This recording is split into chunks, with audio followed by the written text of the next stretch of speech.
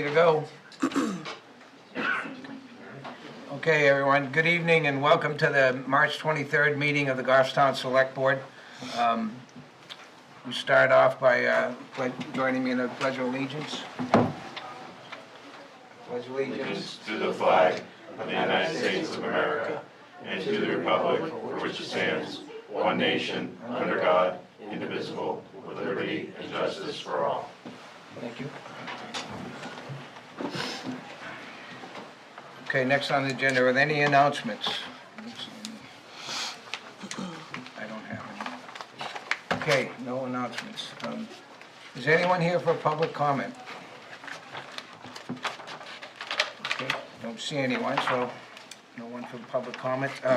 We're not going to approve any minutes tonight because they're being re-scrivenered, I guess, so we don't have them ready yet, so. I guess the first thing up is the appointment of Craig and Crisinda Bowden. If you want to come up, come up and.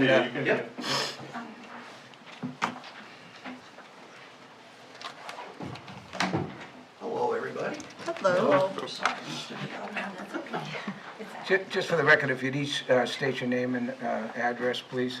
I am Craig Bowden of 20 Knollcrest Road in Goffstown, Okay, thank you. and my wife Crisinda. And I'm Cynthia Bovia, licensed land surveyor from Arago Land Consultants. Okay, thank you. Welcome. Mrs. Bowden, you want to come up if you want? I can sit back here. Okay, all right. Okay, why don't you tell us what you want to tell us? Okay. Well, you have the survey report that I have prepared for the Bowdens and for this unmerging of lots. I'm not going to go through the whole thing. I'll just include the main points. Craig and Crisinda bought a parcel at 20 Knollcrest, and by deed, it's 3 tracts, and it's been 3 tracts since before 1973, when the Brodeurs bought it. When in 2019, the Bowdens put in an application. They wanted to build a new garage, and part of the garage is within the 100-foot prime wetland setback for a brook. And that was the whole purpose of that plan. It was by Keystone Enterprises, Alden Boschman, and that was not done by a licensed land surveyor. But for the purposes of the plan, it was absolutely fine. And that was in my report. And the basis of my plan for the deed exhibits for unmerging, Alden sent me his AutoCAD drawing, and I was able to put 3 tracks based on the legal description of the parcels to show what they would like to unmerge. Craig contacted the town merged those 3 tracts in 1973 for tax purposes. So in 1973, they became one map and lot. And then Craig had called me in 2025 to see what could he do. And before I have to say, well, I have to investigate your property. And so I told him, well, I suggest you've got 3 tracts, unmerge them. So that would be my suggestion. You've got quite a bit of land, you've got sewer and water, and if you unmerge them, which is an easier process for the landowner than a full survey, subdivision, zoning, all sorts of things. So Craig came to Town Hall and he met with Scott Bartlett, who I think now is the assessor, but he was the Yes, assessor. Yeah. treasurer, I believe, at that point. And Scott told him that the lots were merged because this new garage sat over the track line, which there really wasn't any evidence that it had been over the track line. So then Craig got back to me, and I said, well, okay, let me really look at it. I got the AutoCAD drawing from Alden Boschman, and that's in your packet is specifically where is tract 1, 2, and then 3. So tract 1 includes the existing house, the new garage, as well as the driveway, the two driveways that they have. One goes to the lower level, one goes to the upper level. So in 2019, when this was all, when these plans were done,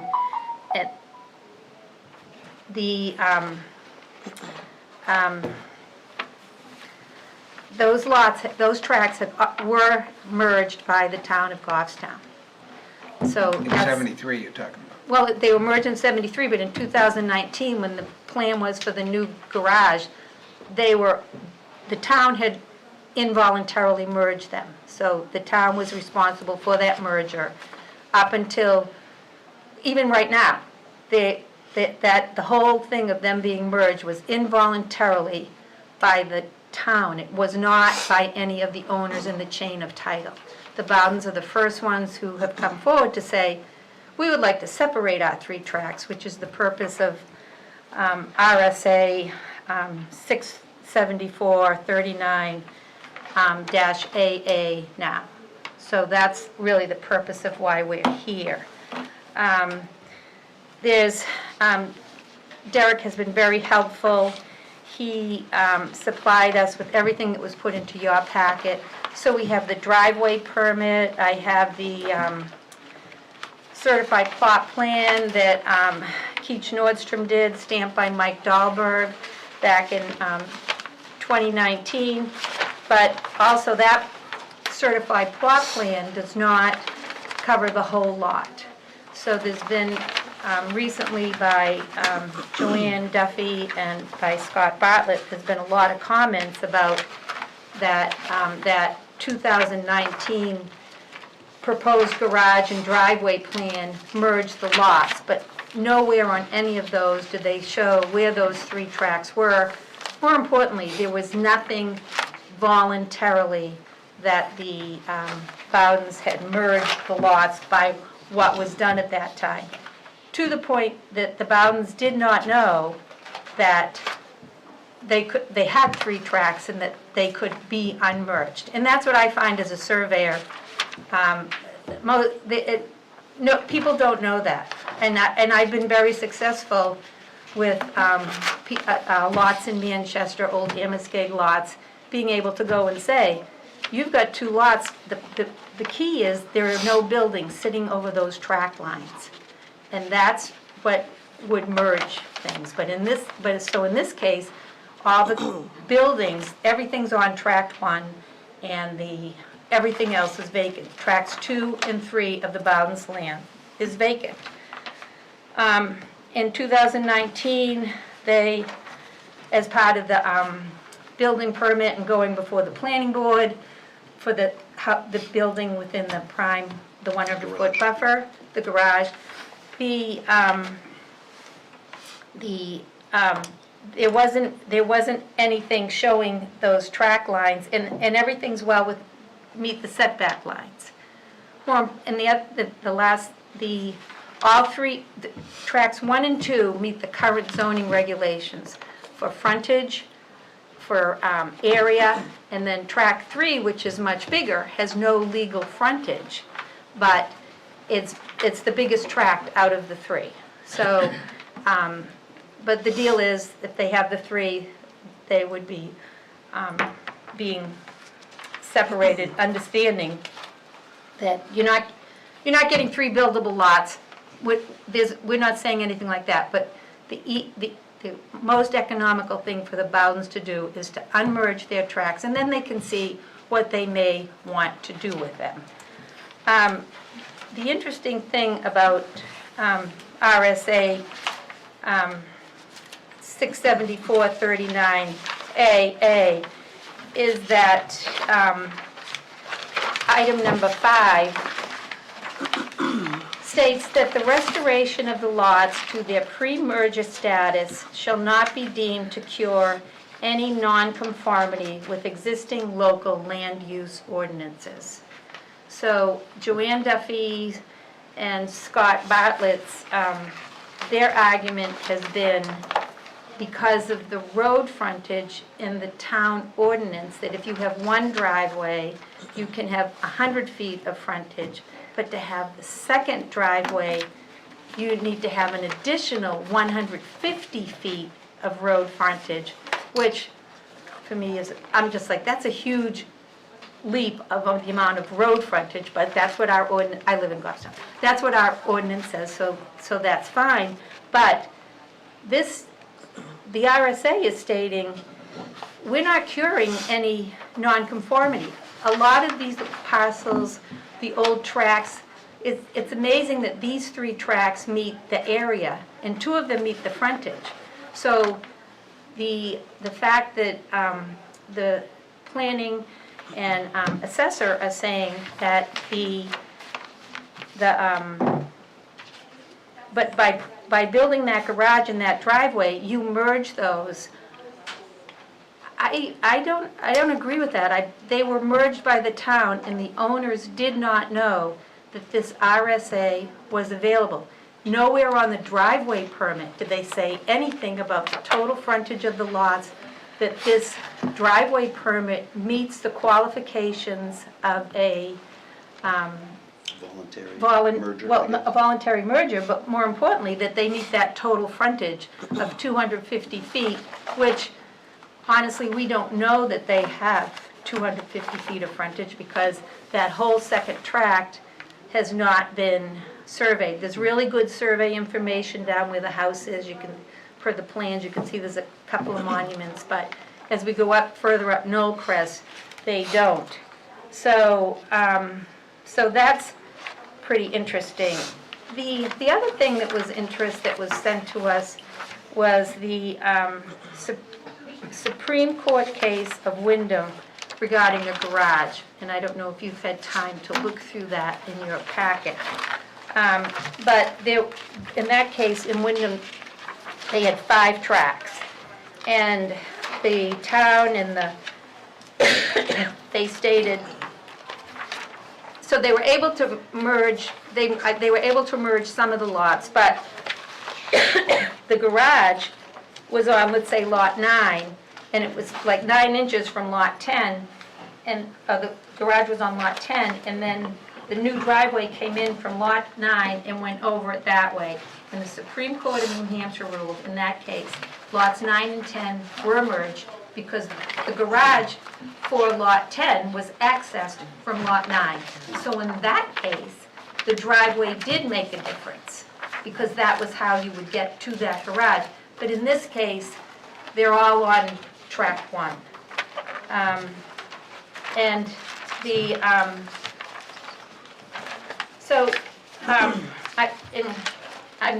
I hope you have some comments for us, but also there's no notes on the driveway approval on any of the things from the town regarding that this was a voluntary merger. There wasn't anything from the Bowdens that they were merging those tracts because they didn't realize. But it's very clear in the RSA that it's a voluntary merger. And I mean, I have found deeds where it says we're getting lots 2 and 3, and we are merging these 2 lots. It's quite clear, it's in the deed. Or there's something in the town building department that says we are merging these lots. Does not have it in this case. Isn't it also noteworthy that even though the town has merged everything some years ago for tax purposes, right? For sending it. Well, that's one of my questions. How are these taxed separately? They're not currently, and I think that's why they were merged. But when we purchased the land in 2018, we have a warranty deed declaring the 3 tracts and parcels in detail. So we knew they were there, but it's just been a singular tax bill. Yeah. And I think another thing to expand on what Cynthia's describing is that when we did the garage project, she did mention it wasn't surveyed. We had a wetlands specialist come in to, really the biggest issue was originally where we wanted to put the garage. It was too close to Whittle Brook.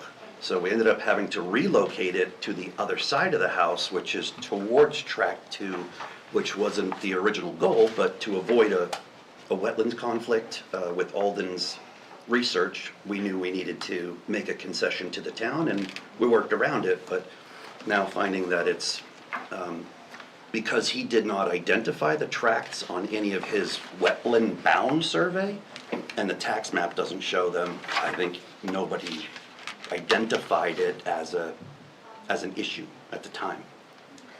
With regards to that comment, Jim, sorry, the court case said that taxation as a single lot does not standing alone support a finding of a voluntary merger, so that's in New Hampshire case law, so. I just have another question. What's the, have you thought about, what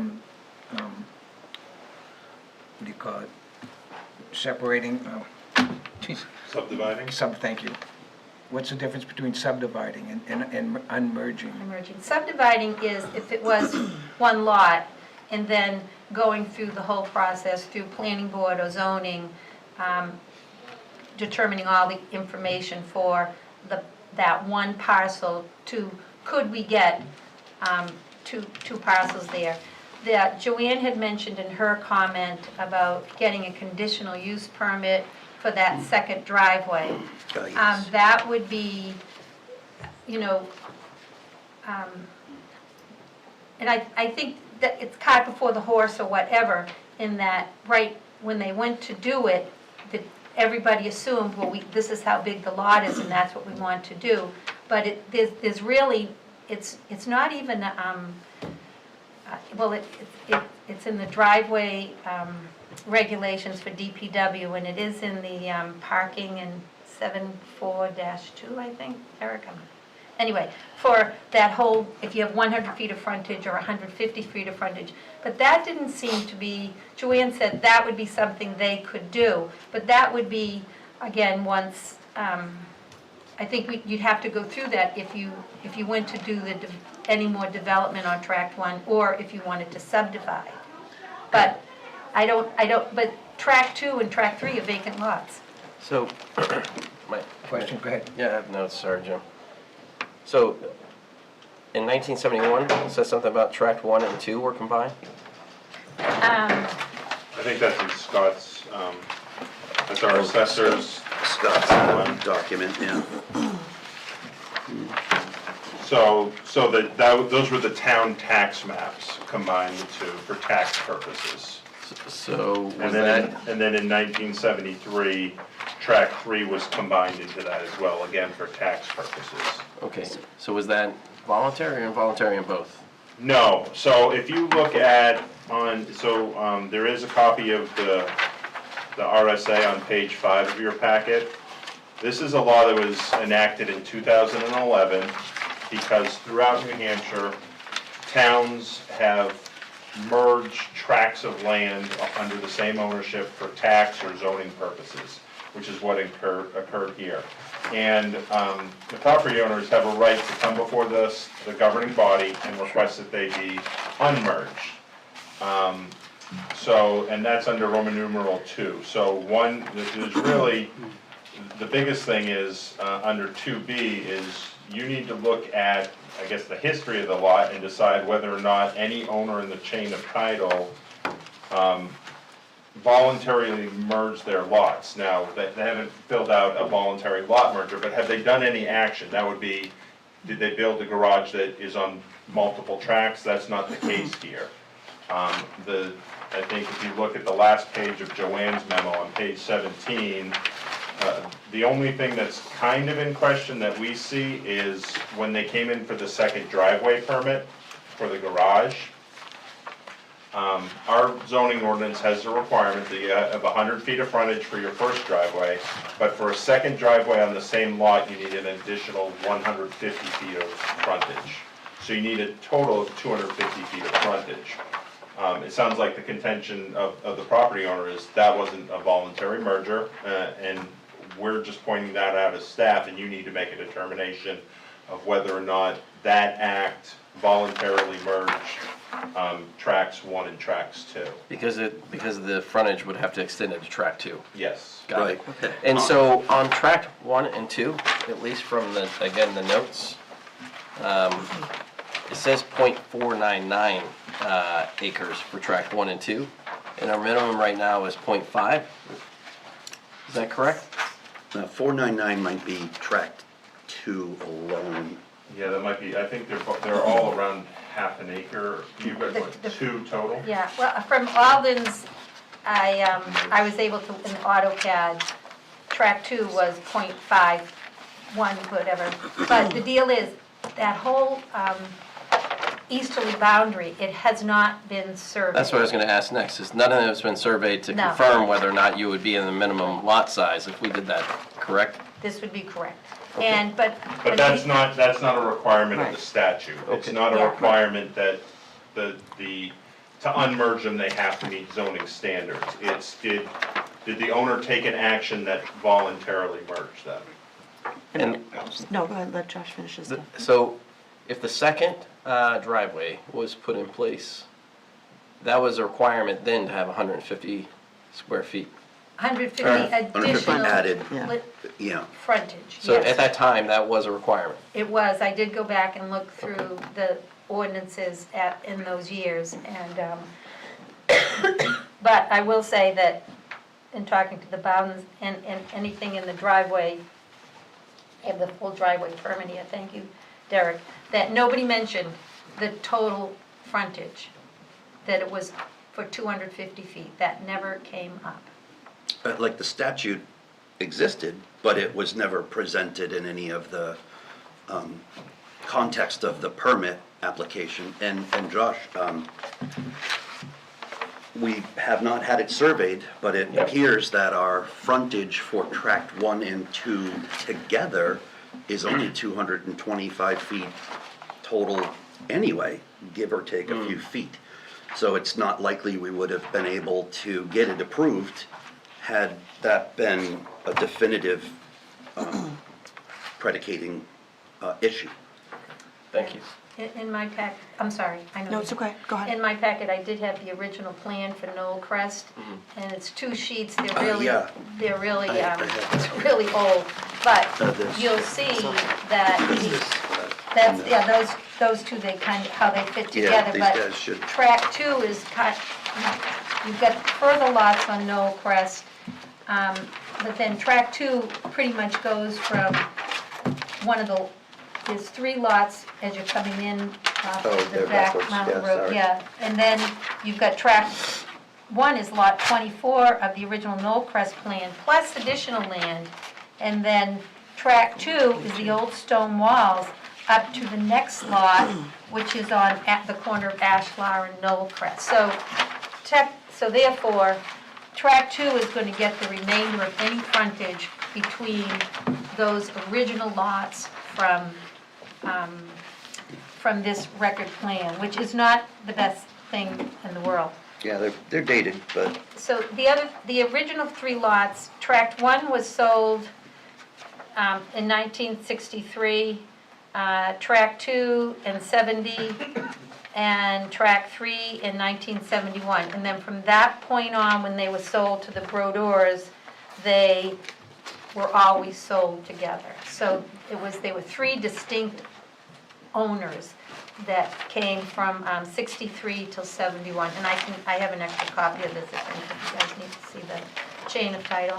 Anybody? You want it? Not yet. Okay. Allison? So I just want to make sure I'm understanding this. So if we approve this, we don't, not that we don't care, but what happens then with the tracks 1, 2, and 3 are really not our issue, that's when they would go back to the planning board to decide what they could actually, if anything, do with, I'm assuming, tracks 2 and 3, because 1 is where their home is. Yeah, so let's say. That doesn't matter to us. We don't, So if the select It's not a board problem. tonight made the decision to return to the original 3 tracks, you would direct the assessor to separate them on the tax maps going forward. We would send out 3 tax bills to the owner of record. And then the property owner, if they wanted to come in and whether build a house or develop it in any way, they'd be subject to the zoning that's in place at that time. So, tract 3 doesn't have any frontage, they would need some type of relief from the zoning ordinance. Tract 2 has enough frontage, but it's right up close to the road, it may not meet setbacks to put in a building. They might need variances for that. So, but at that point, it's treated as 3 separate parcels by the town, and they would just be subject to the zoning at the time that they come in for a permit. But my guess would also be that at that point, they could voluntarily put 2 and 3 together if they chose. If they chose. In which case, this they would could- they never could- be an they could issue do- again, because they. So they could do they could do a voluntary lot merge. They could go to the planning board and zoning board and seek to do lot line adjustments, whether it's to create, they'd have a all couple sorts of different things. options. There's more options at that point. Okay. Okay. Anybody else? Nope. So my question is, have you seen Scott Bartlett's report? Yes. Yeah, So he seems to think that the fact that you submitted a plan with 2 of the lots at least as merged, even though you don't have to officially take an action to merge the properties, the Supreme Court has said that that is a merger. Do you disagree with what I he do said? disagree with that, because when the 2019 plan was done, and that's, my plan is based on that Keystone plan, but when that plan was done, those 3 tracts were merged involuntarily by the town of Goffstown. I do not think that in 2019, the Bowdens didn't know till I told them in 2025 that they had 3 tracts that could be separated or unmerged. And there isn't any evidence in any of the planning board minutes, any of the paperwork the coming. permit applications. Permit applications, nothing, no comments from the DPW stating anything about that total road frontage or anything. They didn't have that. So I really don't think that anybody thought about that. We as surveyors find that, I'm sure you have it posted upstairs in the town hall offices, but it's part of the RSA that this has to be posted so that the public can see that they can do this. So by Scott saying that it was merged by that plan, my argument is they were already merged since 1973 by the town. It's only in 25, 26 right now that we would like to unmerge them. So I don't think they were merged further. I don't think a driveway, we always tell clients, let's say a shed. If you've got a shed and you've got it on gravel, or you've got it, and it's too close to the property line, we always say, you move that shed. Yeah. That's a temporary thing. And I look at and I understand what the town's thing for that extra 150 feet of frontage, but you're saying the minimum initial house lot is 100 feet, but for a second driveway that's flat on the ground, that you need another 150 feet, that's a huge hardship for parcels. And it's flat, it's on the ground. Knollcrest has no curbs, there's no curb cuts or anything. I don't know how, you can get in and out of their whole frontage anywhere you want. It's not a driveway. I have that at my property, wherever there's a curb, I don't cut across the curb. Oh, but yes, it's at road grade, you're saying? Yeah, it's at road grade, so you could get in and out like that. They're not always used, but I don't think a driveway constitutes a merger. And in this case, the driveway isn't even close to the tract line. It's well within the setbacks. The new garage and the new driveway are within the confines of tract 1. Okay, I have one last question. If the board were to disagree with you about the merger, would you be amenable to Joanne's resolution that we could unmerge the back lot but not the front two? Well, Would that do anything for you? Well, I'm track not three saying- should, track three should definitely be unmerged, which planning-wise, I would think that, because you're creating an unbuildable lot, which most towns don't want to do. But we understand that anyway. It's a nice big parcel, but it's an unbuildable lot because it doesn't have legal frontage. But so then, it does have that hardship. That's tough in the town, the state planning, they don't want you to create that. Well, how are you going to get to that? But that's not really the select board's, we don't know how, when they created tract 3 in 1971, and it was kind of that remaining land, how they thought, it was you the would access it. Johnstones, how did they access it? Never covered in the deeds. So anyway, that should be done, but the thing that we're asking for is just that if all 3 lots could be unmerged, and when I first talked to Derek about this, he said, I don't think we've had one in the town of Goffstown, which I'm like shocked at. That's my last point. Does this burden the town in any way that it's not burdened now if we granted this? No, I think, again, if I forget which page, the RSA is on page 5 of your packet, I would really look at, and I think, so what they've done is, this was involuntarily merged by the town for tax purposes prior to 2010. Right. They've met the first, so that's the first item. The second item is the request is submitted to the governing body. They've done that. You really need to make a decision, has the owner taken an overt action to voluntarily merge these lots? And then, I don't think you should think necessarily about what are they gonna do with a lot that doesn't have frontage, because you're not creating a lot, you're restoring a lot that was merged by the town. But I think the biggest decision is you need to make a decision whether or not any of these tracts, some of these tracts have been merged voluntarily by the property owner by their actions. Anybody else? Nope, good. Okay, anybody want to make a motion? Well, I don't have a question specifically for you guys, sorry. Derek, so none of our records in the planning board from the meeting minutes during that time have any context around a conditional or use on that, meaning that we needed the 250 feet? No, because when they went to planning board, it was all related to the setback to the brook. They were Yeah. always looking at Wetlands. where is the garage going to, because there's a 100-foot setback from surface water. So it was always a question of where is the garage going to be set back from the brook? That was it. It was never about how much frontage for the second driveway. Yeah, because, I mean, having sat on the planning board for the last year and listening to all this, like, it does come up as conversations Yeah. typically. Yeah. I don't know if it's always tagged in the minutes. So, I mean, that is kind of interesting to me because you would think that they would know the ordinance coming in to actually communicate that as part of that lot when it's presented.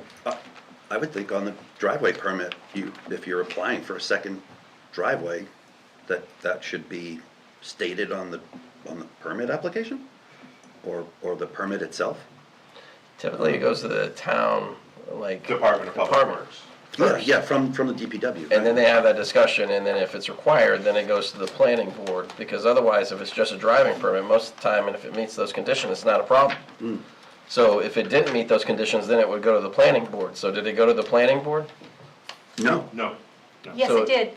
It went to the Well, planning board. For the driveway? Not for the driveway, but For for the the whole garage, thing, and I yeah. think they. For the took- whole thing? For the wetlands, For yeah. for the wetlands, and Jim Raymond in his comment said, why are we even looking at this? We don't deal with individual residential lots. But again, like Derek said, it was because of that wetland buffer. They wanted to have something from the town saying, yes, you may go into that 100-foot wetland buffer for the brook, and Are those meeting minutes in here anywhere, Derek? They're not, I did not provide you those. And I Again, did- they were I didn't- only looking at the setback to the wetland, not the driveway. The driveway permit was submitted to DPW. There is a disclaimer. It says, as the landowner's applicant, I hereby agree to the following, and one is construct driveway entrance at permitted location in accordance with all statutes, Yes. all provisions of driveway permit specifications and standard drawings, but it doesn't Specify. It doesn't specify minimum road frontage or anything like that. No, but it says that you understand all the conditions that go along with that, right? And you're hearing It that says, you're I following. hereby agree to the following. Right. So, I mean, that's something else that needs to be taken into context too. Definitely the reason that the planning board got involved is because we originally had thoughts of putting the garage at the head of the existing driveway to not have to cut in a second driveway. But then it was too close to the brook and it had a lot of eyes on it to encourage us to move it to the other side. Public Works Director wanted to say something. Oh, want to come? Sorry. That's okay, I didn't see him. Thanks. At the risk of pulling myself into your discussion here, but as far as process goes, because the town tax map, which is what Public Works uses for our frontage measurements when we do driveway permits. That makes sense. Because that's the source document for us, that wasn't flagged as an issue during the permit process, so it was, yep, they've got enough and you're okay, you don't need any conditional use permit through the planning board. Yeah. So that's how that piece was sort of jumped. Our driveway application packet, so we have the application, permit app, which is a two-pager, and then there's a packet that goes with it. In the packet are the zoning requirements, but you really got to be pretty bored or looking to meet every rule if you get down to the requirements. But again, back to that whole parcel thing. If it's being referenced as a single parcel everywhere, we wouldn't know to flag it. The applicant, if they weren't involved when it was involuntary merged, they wouldn't know to even ask or raise that as an issue. So that's But the how that- requirement is in the packet, Adam? The requirement is in the packet as long as somebody knows that it's truly The multiple criteria, parcels. yeah. It's interesting, I was, Cynthia had asked me, and I wasn't sure who pulled the permit. I have signed it, I have a record of it, so I know I signed it, but it may have been pulled by the contractor that was doing the development, and I can't say that I got the packet or not. I'm not saying I didn't, that's for sure. But, yeah, it was, not something we were made aware of, that it was gonna be an impact on the future land use. Understood. Good, thanks, Adam. All set? Yeah, thank you for that. Gary, so if we give them permission to separate this, what are the next steps? And how long do you think it'll be before they'll have what they want? So if you take a vote to restore these lots that were involuntarily merged, and I am choosing my words intentionally, we will pass that information along to the assessor. If that vote is taken before April 1st, the April 1st tax maps will reflect that. Is my understanding, when we get the tax bills, the property owners would receive 3 separate tax bills. And then at that point, or 2, however you decide, they would have to figure out how they want to, if they want to further develop, they may not want to further develop those, they may want to sell off, I don't know. But I think you just really need to look at, are we restoring these or are we not restoring these? Yeah, I'm personally, I'm not seeing anything here that, in my opinion, would constitute a voluntary merger. I don't know if you guys disagree with that. I agree with And that. the burden's on the town to prove it too. Yeah. I know. So I'll make a motion to restore these involuntarily merged tracts of land. I'll Like that. Second, okay. And can you just be specific that it's all 3 tracks? Yes, all 3 tracks. Okay, thank you. Okay, motion by Richard, second by Allison. Any further discussion, comments? Well, I was wondering, because I really don't think that we want to leave that track 3 by itself. I'm wondering if we can separate 1 from 2 and 3 and keep 2 and 3 merged together. I would caution you that you're not acting as a planning board, while if you were sitting on planning board, you don't want to create a landlocked lot as part of a subdivision, but that's not what your role is right now. You're restoring involuntarily merged lots, so the question really is, did a property owner in the tract of title take some type of action to merge them? I get that, but that's what's going to happen, Derek. Well, there's a motion on the table now, so, all in favor? Say aye. Aye. Opposed? Abstained? The ayes have it. Okay. All right, we thank you very much for your time. Yep, thanks for coming in. Consideration, Thank you. good questions. Great presentation. Thank you, have a nice night. Yeah, thank you.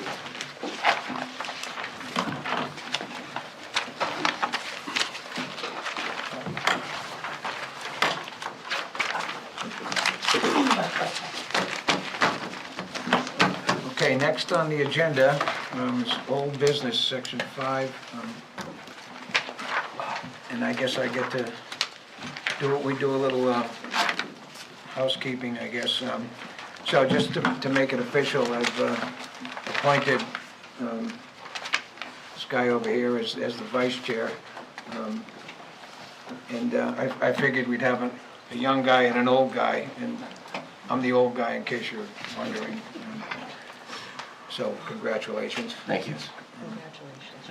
And it's next, next on the item is the rules of procedure. Did everybody have a chance to look at the rules of procedure? I did. Any comments, any complaints, any? A couple questions. Just get to my.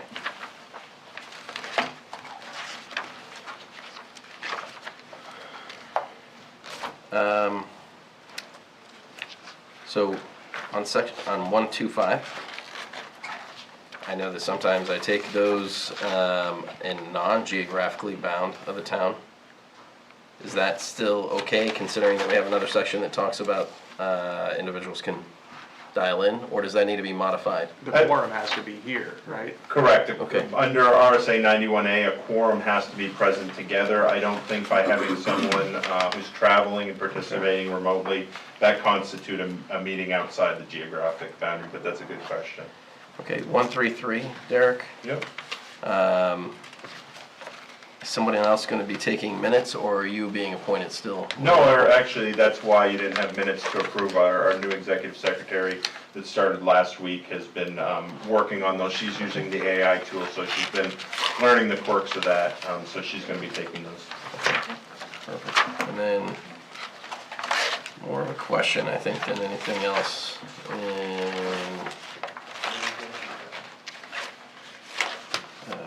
It's all the way at the back. Appendix F. It says recognition of volunteers leaving office. Is the wording on that proper, or are we talking about elected officials? Like, what are we talking about? So this has been both elected and appointed. That's how we've treated that. Technically, according to like information, like appropriate, volunteers are different from elected officials. Okay. So you could change that rather than a volunteer. It could be board or something. Yeah, appointed or. Appointed / elected. Yes. Do we want to just capture all three elected volunteers or elected and appointed officials? That way all three are captured. Do we have anybody that's in office that's a volunteer? Because either you have to be appointed or you have to be elected. True. Just saying the accuracy. You've got to be appointed or elected. Yeah. Any volunteers that volunteer for, say, a Parks and Recs program or some type of library program, they tend to get recognition through those two departments. So it's not through this piece? Correct. Okay, then I think we should update the wording on that, Derek. Okay, so it would be for elected and appointed board committee members. Yeah. Okay. Thank you. Any other comments? Okay, someone want to make a motion to accept? I'll make a motion to adopt the rules of procedure with the edit that Josh just called out. Okay, any second? Yep. Okay, motion by Richard, second by Mark. All in favor? Aye. Opposed? Okay, guys have it. The next item is committee assignments. So I have all the committee assignments, and if you don't like your committee assignment, I suggest you see the vice chairman. And we'll post those on the website under the select board and distribute those for the committee liaisons as well. Thank you. I tried to give everyone at least one of what they asked for. And I think it will work out pretty well.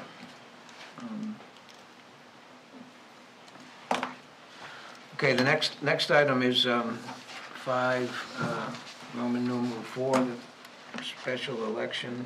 Yeah, so at the last meeting, the board did ask, because the operating budget failed at town meeting, RSA 40:13, Roman numeral X does allow for a special election to consider a revised operating budget only. I did share with you last week what that process is. In summary, that process would take about 2 to 3 months. The quickest you can really do would be 60 days, and that's really hustling. But ultimately, it would go through a very similar process where you have to have a first session, a deliberative session, and a voting day. The budget would be prepared by the budget committee, and again, because you're having a deliberative session, it would be open to amendment. So those are all the things for you to consider. We expect the cost would be north of $6,000, but I think the biggest thing, and it's very difficult for departments, is the time, because that's going to stretch us into the end of May and June. For DPW, that can be very difficult because they need to plan for all their projects. So you could either take action on this, or you could have the department heads come up and talk about the reallocation recommendations and default budget. I think we should, personally, I think we should just move Yeah. forward with the default budget. Anybody Agreed. think we shouldn't? No, I agree with that. Okay, but it's good to know Yeah. anyways. Okay, so then the next item is a review of the 2026 default budget, and if department heads can come up and join us.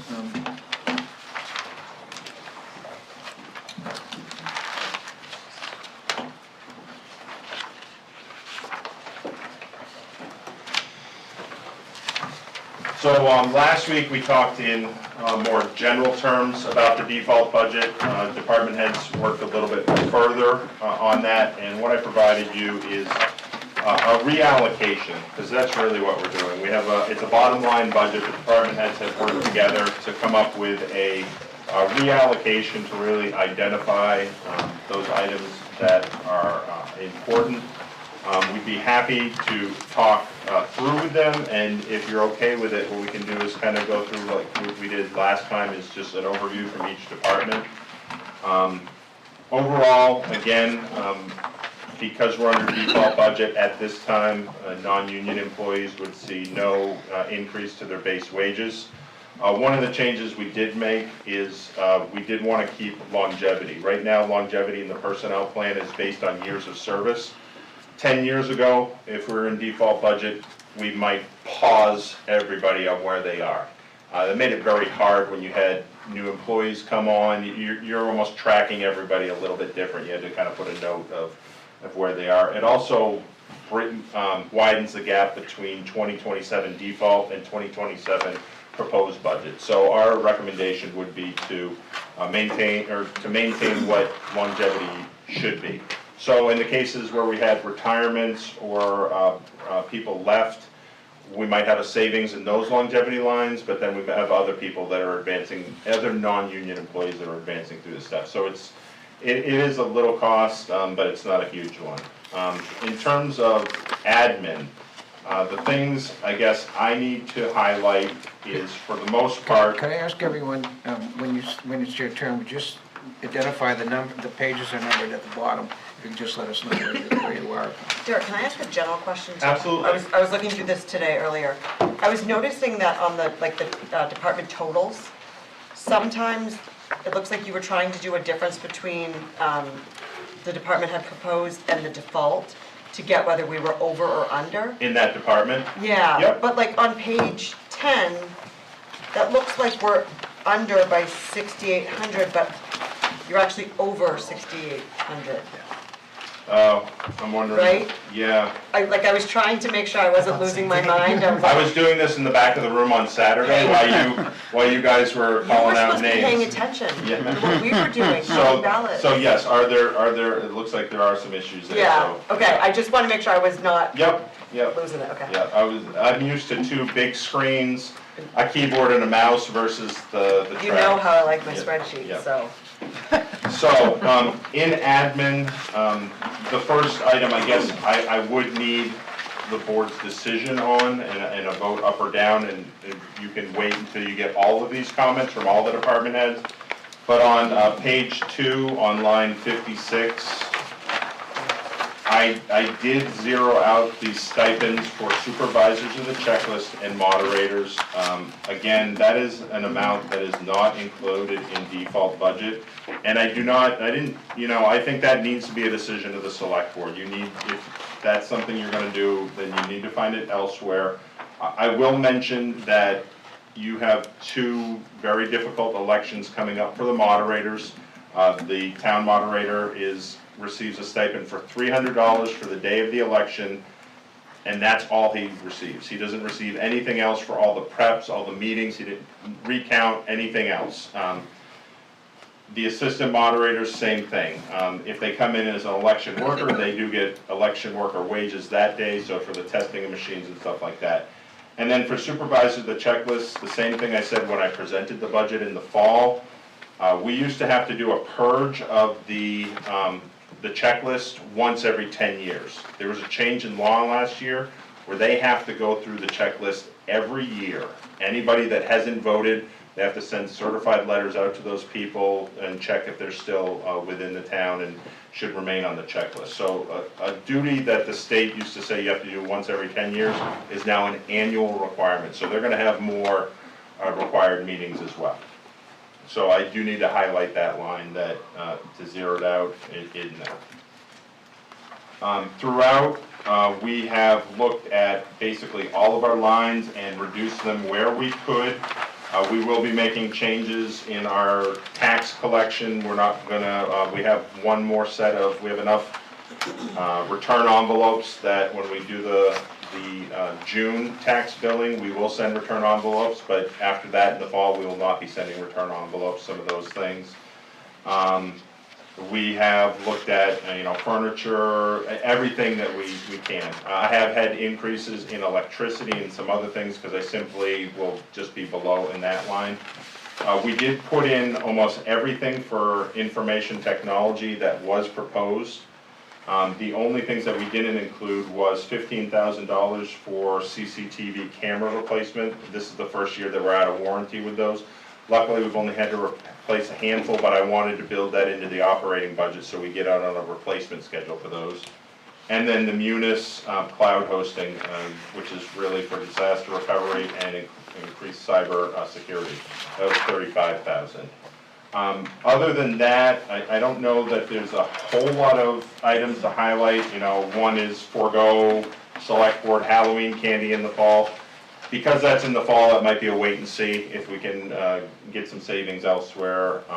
But yeah, we have, I guess the only other big one I do want to highlight is under other government. This is on page 5, on lines 157, 158, and 159. This is a reduction of Conservation Commission, Historic District, and Budget Committee, their budgets. So again, that's something that if you do go along with it and don't make a change there, we would need to communicate that to those. So what happens with the money that they get there now?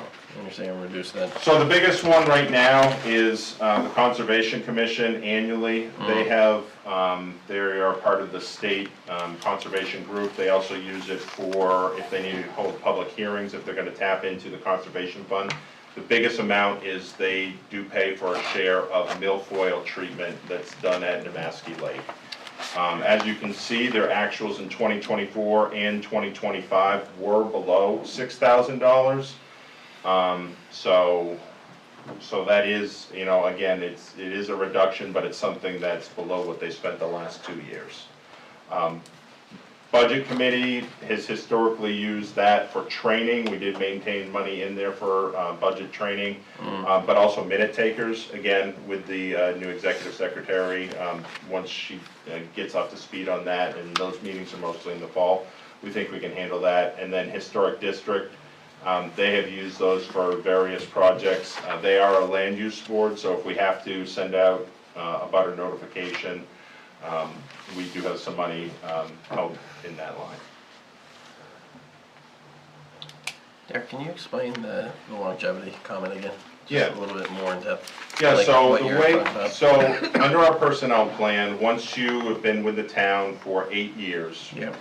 Is it your 8th January? You get onto a tiered system. So in your first year, when you're on your 8th year, in December, you receive a payment of $400. Okay. And then every 2 years, it gets another 400. So when you're at 10 years, it's 800. And then it tops out when you get to 20 years. Rather than freezing everybody at where they were last year, so if you had somebody that's 9 years and this is gonna be their 10th year where they would move up to 800, our proposal is to continue to move them along because everyone at all the unions are continuing to move through the longevity scale. Got it. So our recommendation is to keep people progressing through that. Got it. Okay. On the supervisor checklist, and hopefully everybody that was here this weekend got to see how many hours we put in. Because we do that on a general election too. I'm just curious, it hasn't really been brought up. If somebody is required to do work, it's not really volunteer anymore. Is there any legal ramifications that somebody could have if we said that they're not getting paid anything? No, because under federal payroll laws, there are special provisions for elected officials and election officials. So, They basically say, if you get 0, that's it. yeah, the hard thing you always have there is if all of a sudden people start resigning, we've gotta go out, we've gotta Then we don't have find people to run. volunteers. Yeah. Yes, yep. Yeah, it's not a lot, and it's a lot of work for that. Yeah, and as what's going on the federal level, you see we might have some challenges with the election in November, so that definitely is supervisor of the checklist. So while that amount, I did not include stipends beyond, they've already been paid out for March. I think the board needs to make a vote, but I think that needs to be your decision rather than anything like that. I think the other thing to state is that we did put it in that budget, and nobody asked to take it out when we took it. Correct, the budget committee did keep that in their proposed budget, yes, they did, yeah. Okay.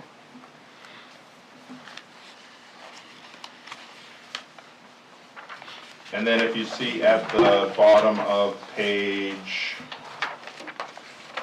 where are we? Page 6, I am a little bit under the default budget, but again, that's making cuts and because also knowing that we do have other departments that need to take that. And then if you go on to page 7, again, right away, town insurance, we know town insurance is going to be likely over what we have budgeted, so we do have an increase there.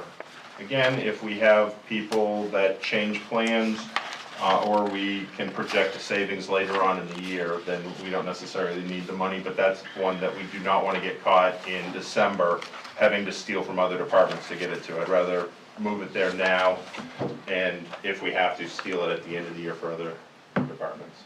So you're looking at possible 51,000 shortage? Is that what that? Unless we increase it to what we've recommended. So I've So how recommended. how did you come to that 51,000?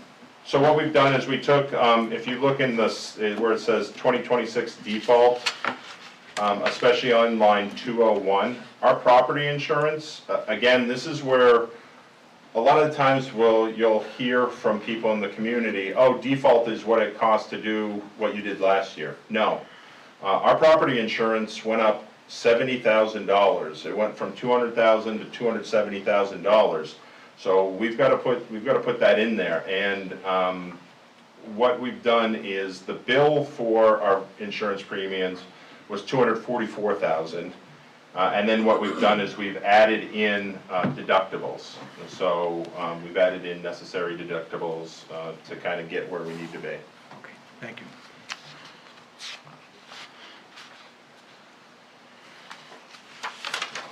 Any other questions for Derek? Derek, am I understanding the benefits line there correctly? In the 26 proposed was 3,095,000, but the default ended up being higher? No, yes, because if you may recall, the budget committee actually cut our line below default. And even though we told them Right. that they were going to be potentially creating a shortfall. And Danielle, I think even as late as January, said to many of the budget committee members, we're gonna have to transfer money into insurance because you've cut it so far. So when we're under default, more of that moves into there, yeah. I just want to note that I did not vote for that. So now, I remember that discussion. Okay. okay, anybody else? Okay, you wanna go to the library? I'll go. So library starts on page 18. And just real quick, starting at the top, Danielle was able to run the numbers for our full-time and part-time wages, and we were able to have some savings in both the full-time and the part-time line, primarily due to a retirement. And then there was a domino effect with some movement with the rest of the staff. So there was some savings there. Then dropping down to, see, I think first I'm gonna go through the lines we cut, and then I'll backtrack with the ones that I didn't officially cut, but we're hoping to see savings. So other lines that were cut were, line 522, books and publications. We're going to spend less for our audio CDs, DVDs, and some reference books.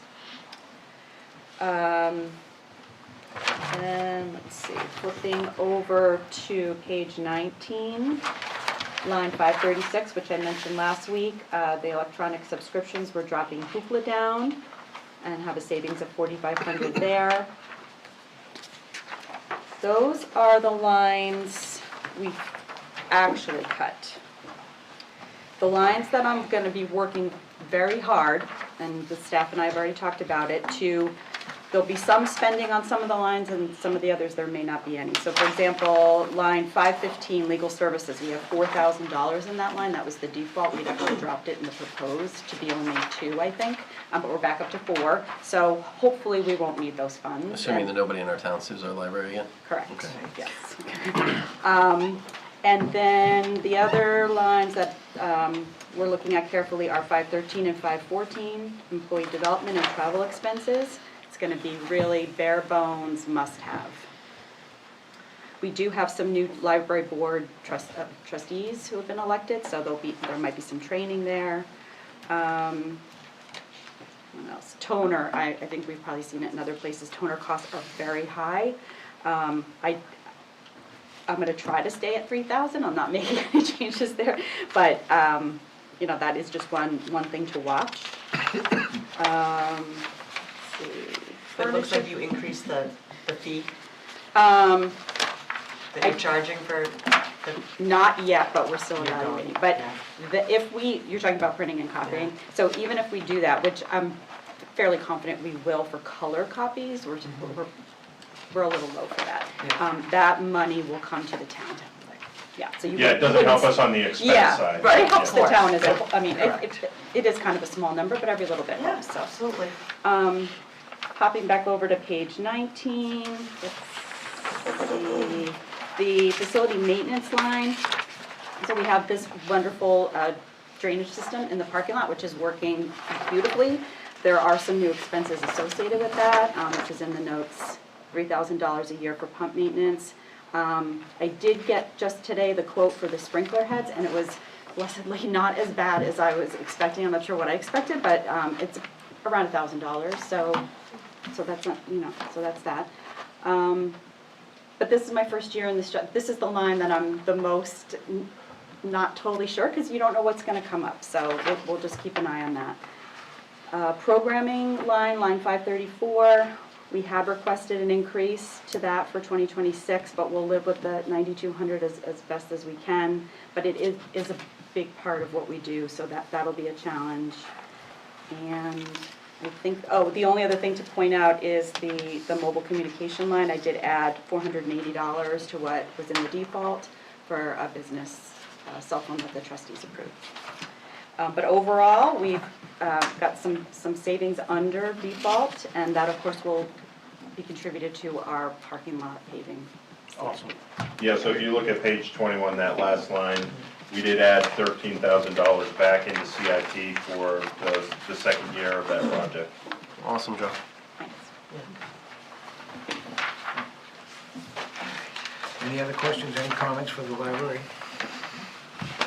let's go to the police department. Thank you. We start on page 8, Thank you. and I'll start with, last week when we went down this endeavor, I was at our default, and we've had some changes due to wages and a few things in there, so we're a little bit above, but I'll go through the lines with you. We basically started off with, I increased our overtime line to what I budgeted for, and I have some notes on the side here. Really, that's just to cover the cost of, people's pay going up this year. We have more elections we have to do this year. For those of you who don't know, anytime we have elections, we don't hire out as a detail. We pay for our overtime budget for security or for personnel to be there, so that those costs go up there. What you don't see in here is a $20,000 reimbursement. We have an offsetting reimbursement for our officer who is assigned to the FBI Major Violent Offenders Task Force. It doesn't get included in here, but it will be an offset at the end of the year. We had to put in that the on-call stipends, which wasn't included originally, so that's why you see that increase in the overtime line. Some of the smaller ones going down was adjusted for retirements. The longevity went up for retirements. I cut out petty cash. We haven't really used it. We had it in there in case we needed to. We just won't use it this year. Retirement obviously is adjusted based on different people retiring and coming and going. Professional dues, we're pretty much right at default. Clothing and uniforms I'm a little bit concerned with. We budgeted because the cost of our uniforms are going up, but we're back at default. We're going to try to figure out this year if we don't have to replace anybody's equipment. For those of you who don't know, every time we hire a new officer, it's about $5,000 to outfit them. So that's kind of that cost. Employee development's big. We budgeted for our more trainings, our conference to Omaha for our reaccreditation. I kept it at default with the sense that we still have to provide training to our officers and all of our employees. We have to, as I said last week, we have 24 hours of mandatory training we have to do on top of everything else we do for the state requirement. Bulletproof vest, I budgeted for a lot this year, and we went back down to default. I'm not really sure where we're going to go with that line. Each vest is about $1,000. I have to replace 5, and then if we hire anybody else, if anybody retires and leaves and we hire new people, we have to pay for them to get a vest. Those get fitted? Yes, they're specific to the person. And they expire after 5 years? 5 years, yeah. Can they be recertified at all, or no? Not that I'm aware of. The manufacturer tells us they will not warranty them after 5 years. So, I mean, we could keep them and give them to people, but yeah, I don't. I didn't know if they could recertify them or not. I don't think, I've never seen that, I don't think so. It's a liability issue. Yep.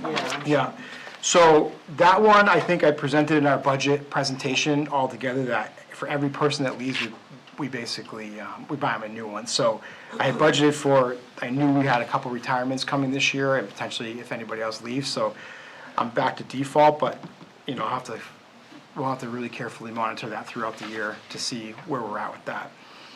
Crossing guards, I left it at default. That is the cost of any of their equipment.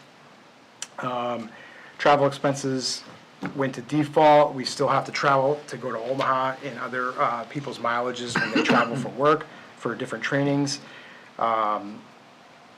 Legal services, we kept it where it was for default. I'll kind of go down to the different ones that changed. I cut our photo supplies out. I just figured we wouldn't purchase any cameras for the detectives division this year. Crime lab, I left at $1,200. I have to see, some years we have to order more equipment for the lab, for our evidence room. Some years we don't, so I'll have to play that throughout the year. The accident unit, that's usually flares, cones, things that come up that have to go into cruisers. I left it as default. Intoxilizer, I cut it in half. I figured, we'll have to see, those are the mouthpieces and the equipment that's required with our intoxilizer machine. We'll see if we need to buy more throughout the year. First aid, I cut that in half. Basically, that's the supplies that go inside of our cruisers. You see TQ there, that's tourniquets for any new officers. We won't be able to purchase those. Office supplies, I cut it about 1,000. You can see the differences throughout the year. Operating supplies, same thing, I cut that by 1,000. I put a little bit more in the postage, as we just know it's gone up. We've seen the increase go up, so I put it back to kind of what we budgeted for. I'll go down, keep going. If I can take you guys to page 9, please. Furniture, I decreased by half. That's what I budgeted for. We're not replacing any major furniture, desks, or anything. We have a few small things that chairs have to be replaced. Radars, I cut that completely out. I had budgeted for $5,500. I cut it in half. Each radar is about $2,500. So basically, we've decided that if we do get 3 cars, we'll try to outfit them with one new one. We can see if we have some kind of newer ones that we can pull from a different car, put in there. We've been trying to replace the older ones when we get new cars with new technology. So we'll see how that goes this year. I'm only going to I'll probably just get one. Advertisement, I cut it in half. Let's see, electricity I'm a little bit worried about. We're seeing these increases, even though the commodities are locked in, we are seeing increases. So I put that up where I originally budgeted for. Propane's the same thing. I'm a little bit nervous about it. I kept it at 10,000 because our commodities lock-in was fairly good, but you know, we'll see where we go for usage on that. Water bill is kind of the same. Sewer's the same. Telecommunications, I proposed it down to what I dropped the 500, but proposed the 3,000. That's our contract with the Bowden radio tower site. Contingency, I cut that out. We've had it in the budget. We've never used it. I've been informed that in the past, if we ever needed it, we had to ask the board for permission to use it anyways. So we just cut it out. Animal services, that's the kennel. That's the food that we have to, if we seize an animal or anything of that nature, we have to feed it with food and other necessities. $250, that's it. Yeah, well, I cut that out. I spend $80 a month on my dogs. Yeah, we don't have them every day, though. But I will say, there is an offsetting revenue there. If a dog is in the kennel, we do charge the owner of the dog fee. Got it. Crime prevention, that is the line that I'm keeping there. That's the one that I informed you guys last week, that's all of our proactive, community policing stuff.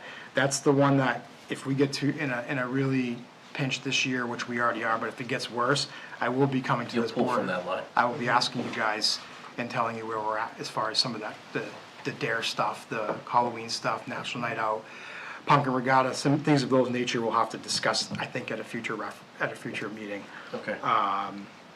Leads Online, I cut it out. That's a database that we use for pawn shops.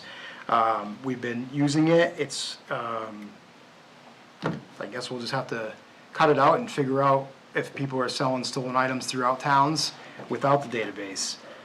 So do we get good results from that database? Yep. We do. When we have items that are stolen and burglarized and brought to brought to a pawn shop, this database will help us see who's pawned it.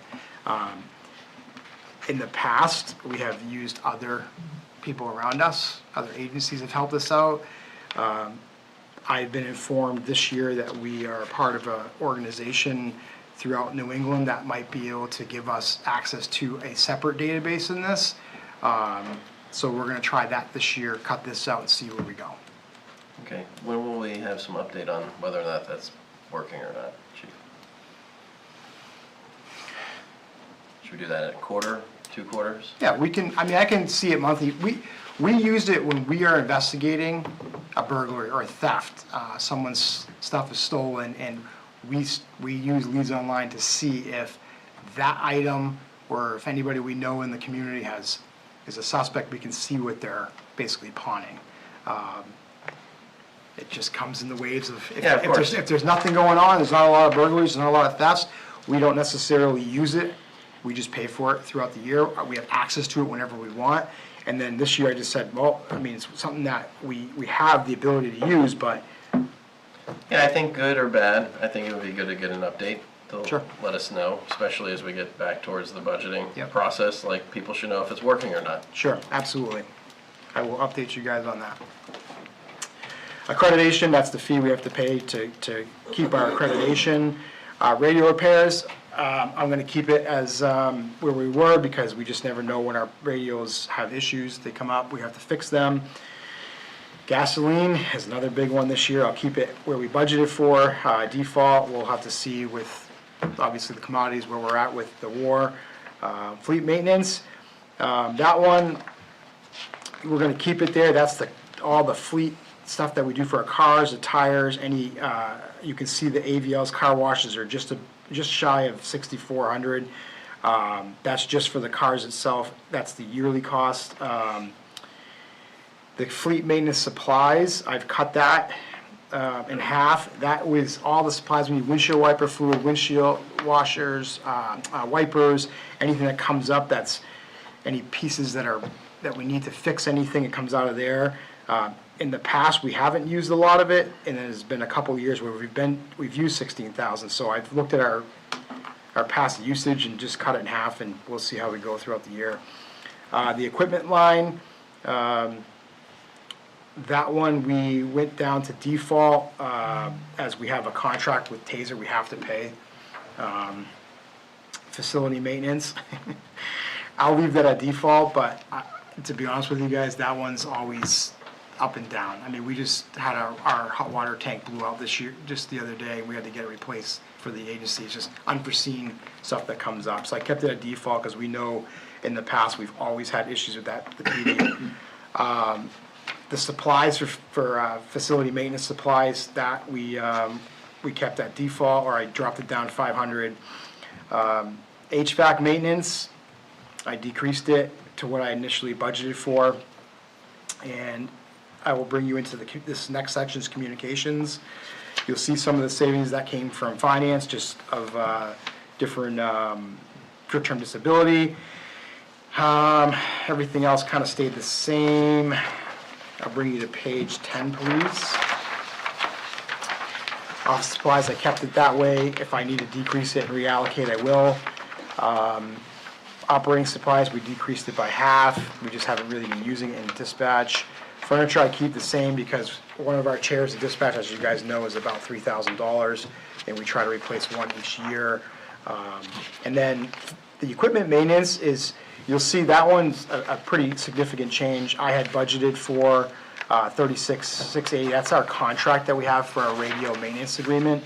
Obviously, I could cut it back, because default put us back up to 48,000, so I cut that out about 13,000. And then what you'll see for the electricity, propane, and facility repairs, those last three are our tower site. So our electricity is at the tower, propane, and the facility repairs.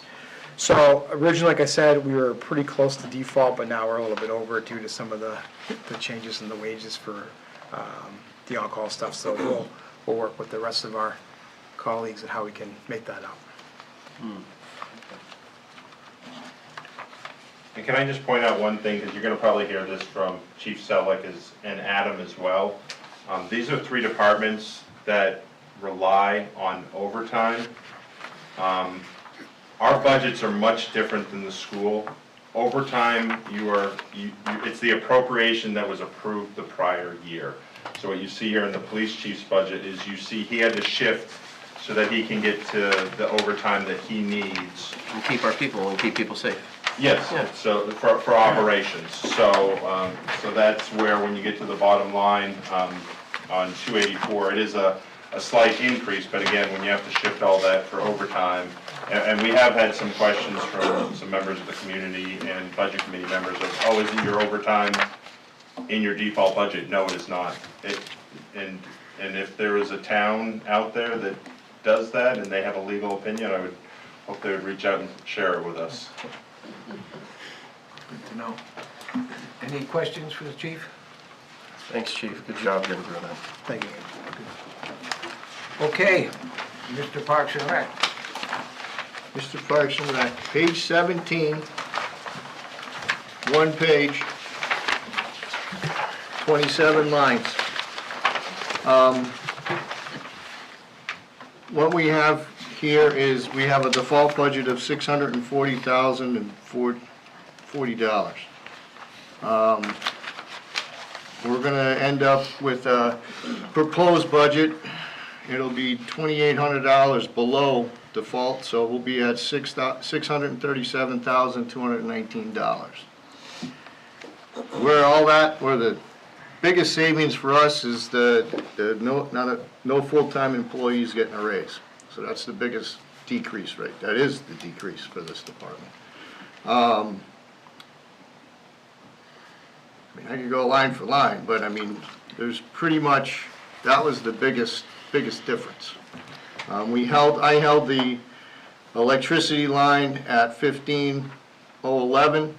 I mean, we came in at year end 15,11. And I can see that that is actually trending in that manner.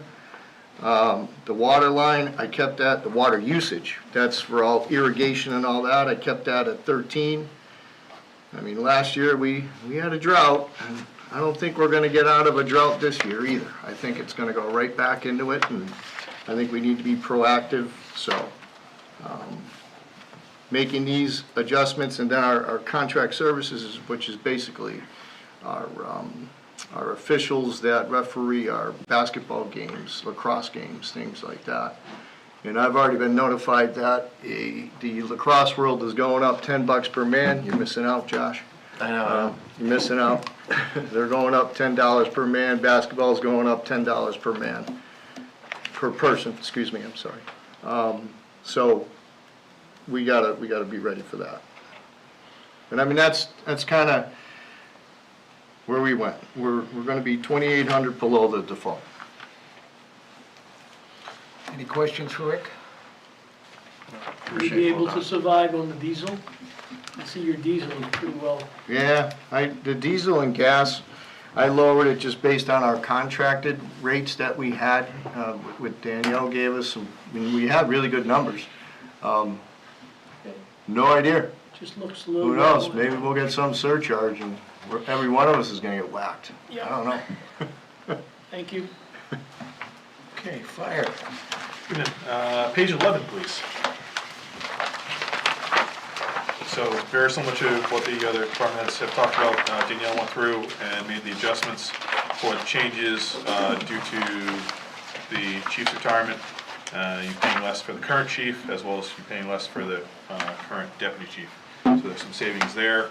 And then you'll see that we're currently sitting at $58,068 over default right now, because we put the line back up for the overtime, which is number 300 there, back up to the 378,282, which will allow us to go from 4 personnel to fill 4 personnel up to 5. So that will allow us to staff up to the 5. However, 6 would be significantly more than that. If you want, I can, again, go line by line, but we weren't able to change much today. The other note is that we did, because there was some discussion about PPE, we did try to put 2 more sets of PPE in there. So we do have a $7,300 increase in that line as well. Does that get us to all the ones that we needed to get out? No. So, yeah, we're not, even with the proposed, we weren't even close to getting them all done this year. Yeah. And from talking with the union, obviously we want to get them changed, but we didn't think it was realistic, based on the current climate, because you're talking $4,200 per set, and you're talking, we've only changed out a few, so I'm guessing we probably have to change out around 50 sets at $4,200 each. So we just didn't think it was something the town was gonna go for, so we wanted to just slowly change it out per year. The other thing is, with this, the department heads also, I wanna make sure that everyone is aware, we're also talking about using all of these monies as efficiently as absolutely possible. So for PPE, for example, is we're taking this and using some of a volunteer firefighter grant. So that helps us get a percentage of 3 sets of gear, so that just, we can spread it a little bit more. We're trying to use this. And we got approved for that grant, So luckily, it wasn't our grant. Yeah. It was actually because of our association with the fire chiefs. Yeah. International Association of Fire Chiefs. They're the ones who got the grant, and that makes us eligible for it. So that gear has been ordered, and it should be in next week. Okay. And hopefully hopefully, they've only approved us for 3, each department is 3, but if some departments don't ask for it, then maybe we can get some more. So, like Derek's talking about, is we're just going after everything we possibly can, and we have to evaluate this on a monthly basis. And when I say we're staffing up to 5, that's assuming that we don't have any major issues. It also means that hopefully that we don't lose those 2 people for active duty for military. We don't have any injuries. We don't have any large fires up on the mountain or anywhere else. That type of stuff. So just to be clear, last week you were talking about sending 2 people to fires. That's not the case anymore? It's still gonna be the case out of one of your stations, yes. So what the chief had kind of warned you about last would be having 2 at one station and 2 at another. This allows him to backfill when you have those vacation or outages to do 3 and 2. So it's still far below national standards, but. And we felt that, like I talked about, is just a reminder, is 1/3 of our department is not qualified for the jobs. And it takes us 2 to 3 years to get all the way up for trainings and stuff, but we're talking about just a minimum qualification. So that's why it's really important, because we could have a case where you have sent 2 people to either an EMS call or fire call, and they don't have all the certifications just to start the job, technically. So, but and just a reminder for the overtime, last year was $454,000 is what we actually spent. And we're just we're scratching here to get it up to 378. Got it.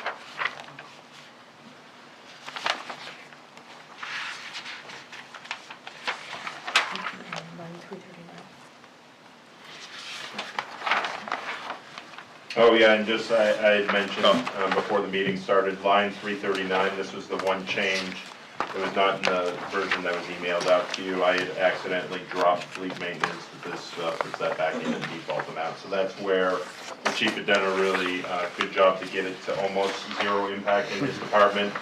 That was because I deleted one of his lines, so we put that back in.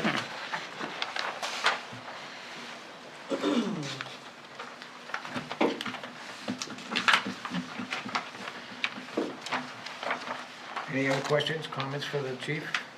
Fire? Okay, Adam. Okay. Last but So not least. Public Works starts off on page 13. Thank you. So I think, as I mentioned last time, my general philosophy as I went down was if possible, I tried to take the lower of the 2 numbers, either what I had proposed or whatever default was. And then there's going to be a few notes here to the contrary. Cemetery, a couple small notes. Trying to get all the trustees in training. Previously, only 2 had wanted to attend. So I did keep the proposed amounts there, but it's small money. The major noteworthy things for cemetery, no zero-turn mower replacement and no headstone leveling jack tool. The equipment line 53410, line 366 is where the zero-turn mower would have shown up, and then line 370 is where the headstone jack, it's about a $5,000 piece of equipment. Down into our highway operations and admin, big ticket items there. I've made some reductions to consulting services, which is line 385. That's for a reduction in roadside mowing, so we're gonna have to target our heavier traveled roads or any of the roads that we also didn't get to last year when we had some budget trim from that line. So we'll make sure we haven't gone too long anywhere, but some of the main roads and the major, the higher speed intersections are the ones that we try to prioritize first for roadside mowing. The next line down, line striping, line 386, I brought that down as well. In the past, we have actually overstriped compared to the bare minimum that's required by the federal government for as a recipient of highway funds. So there's some certain warrants based on traffic speeds, traffic counts. And if you have lower volume roads, in theory, you don't need to paint the fog lines, and then some real low volume roads don't need any markings at all. So I'll pare down some of our long lines on the roads. So we're not gonna mark roads, that's what I'm hearing. So there's gonna be a few that will just be a year. I just want to say it out loud, we're not marking A roads. year plus old, yes. Okay. We'll do a bunch, but there'll be some that'll look a little faded. And then some of the handwork that goes along with that as well, so stencils, crosswalks, only, we have a bunch in Parago, that kind of thing. So we'll try to be judicious about what we skip over. Let's Can see. you let me know which roads those are, so that way, Just the road's gone all of a sudden, yeah. Let's see, so on the next page, I echo, I think it was Chief Serino mentioned propane. We'll be taking an eye on that as we get into the heating season, I guess, and with commodity pricing. But the fuel and the gas lines, of course, until everything's a little bit more known, will be up in the air. The salt line in particular we're coming in a kind of a weak spot here at the end of the winter. We've got a full shed, but we have about 18,000 left on our PO. And that money is supposed to last us through the end of December. Pricing, as I mentioned last time, I think changes in usually end of June, beginning of July. So I anticipate cost per ton is going to go up. So at that time, we refresh our PO at the new rate. So we'll have even that 18,000 will go even less, I guess, less far for any winter storms that we have that start in November, December. It's a crapshoot. We have some seasons where there's no appreciable salt purchases in November or December. The last 2 years, though, we spent 25,000-ish in 2024 in the last quarter, and 43,000 in 2025 in the last quarter. So those are going to be items that I'm going to have to hold back, I think, on the road plane end, just to make sure we have a little in the kitty for salt. I kept the proposed number for the bridge repair line because we've got the Henry Bridge Road, the large bridge, redecking this summer. So we have the materials purchased. We got that from the state additional highway funds a couple of years ago. We will have some costs for the welding contractor and some of the concrete work. So we're going to hold that where it is just to make sure we have enough to get that project done as well. I had 5,000 in there for proposed, but we have 10, so are you expecting an increase, or? I'm sorry, so that had been cut by the budget committee down to 5, or at the budget committee level. So, sorry, yeah, my proposal should match what last year's was 10. It was 10, but the actual last year was 0, that's just because we didn't get to the work? Correct. Okay. Yeah, we probably have a few bridges that could have used some maintenance and we just didn't get to those. And we're absolutely gonna get to the work this year. Unless the board tells me otherwise, that's our plan. As soon as school shuts down, we'll be tearing into that. In the end, it may be a good summer to have that because a lot of the cost has already been incurred for the materials. And if we're gonna be using some of the road plan to offset some of the default changes, then it's a good, it's a lot of labor involved, but not as much of the outlay of cost. Yeah, I ran across there the other day, so I could see. Did it bounce when you went? Well, unless you're calling me super heavy, No. If a car goes across it, you feel you see them bounce there at the section. Okay, so that is really it for those lines. Into the solid waste, page 15. The bigger ticket items to discuss there are household hazardous waste. So I kept that at the default level, even though costs of disposal are rising. As we've talked about many times, we're kind of unlimited. Last year, I had to stop collections near the end of the year to get in under budget, and I think this year, just in default, I think we ought to just plan. We'll do maybe 2 collections this year, and whenever that money runs out, we'll just stop accepting for the remainder of the calendar year. Of course, the downside of that is it may end up in the regular trash or in the backyards or whatever, but hopefully people do the right thing. Our recycling removal, I just had a note there, I'm really watching that closely. We've got an item later on for the single stream agreement. The costs are trending down per month, but as of right now, anyway, we're still up over what had been budgeted for the whole 12 months of the year. So we'll look for those to keep coming down. The thing that might save us there is volumes are coming down a little bit. As I mentioned last week, with trash and recycling, seems to be a little bit of slowing on the economics. So that may bring us within. And then same for tipping, a couple lines down there. I brought that down a little bit from proposed, based on some of that change in tonnage that I saw actualized, or realized rather, for 2025. So this does include that new surcharge, but we also have the offsetting revenue, of course, so it's up, but it's not quite as bad as it looks. Let's see, diesel, of course, is a big one for solid waste with the constant driving, so we'll just keep an eye on that for that line. And then I left proposed number for facility maintenance, so we'll have to pick and choose our spots. We had some major plumbing work there last year, and we've had an issue with our the septic line at the transfer station froze last month, so we've had some expense there already, but we just won't do any kind of major renos. Into capital on page 21. In this iteration, also, we're not funding the roll-off truck or the F-550 plow purchase. I left the road plan where it was. I figured the board's going to make some decisions here to kind of wash other departments in my own course, but I ended up at, as proposed anyway, just under 18,000 over default, but knowing that some of that's going to come from my own capital line for sure.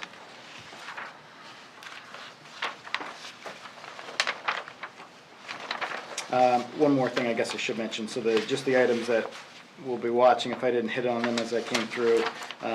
Asphalt pricing, March still hasn't hit the street for DOT asphalt pricing, and I think I said March and April, we'll probably expect some increases on the liquid costs. So we'll keep eyes on that. And then the Montelona project, which we have the agenda item later, there's a little bit of an unknown on the final cost of that project, so we'll talk about that for the agenda item, but I'm gonna have to hold a little back for that project until we get definitive answers.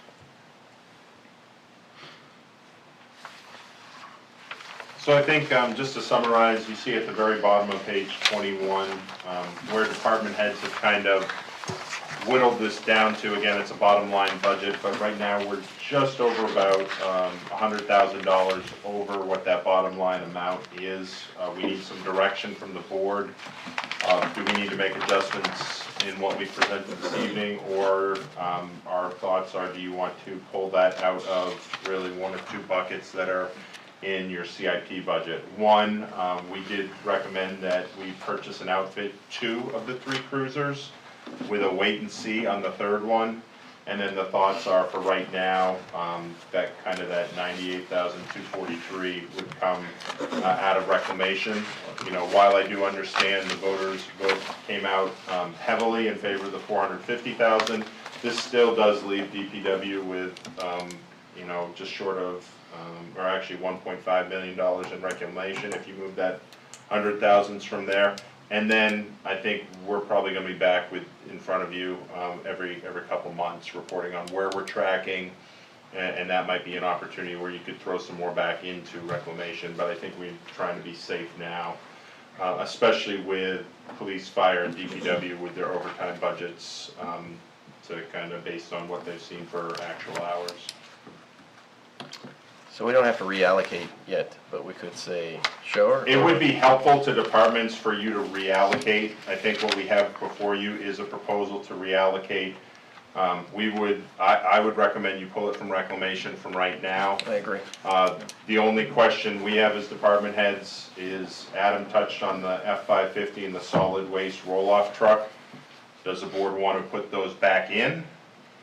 That's not our recommendation this evening, but ultimately that is something for you to discuss. And then again, the only item I think that was up for question was the elected official stipends. The solid waste is not in here. It is not. Truck, yeah. Correct. I think the voters have told us numerous years they don't care about the solid waste truck. Well, this is the roll-off Okay. trailer. Yeah, roll So off. the Packard truck was the special article. Right. That's a no means no anyway, so even if we all wanted to, we can't. This one was the roll-off, consolidation of the big truck, big trailer into a smaller, single unit. And how much was that again? 285. 285 was the amount in the budget, so. And then the smaller F-550 was 150.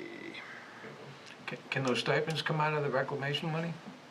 You can definitely move it. Like I said, we're gonna find, there are gonna be lines throughout the budget that's saving somewhere else, so.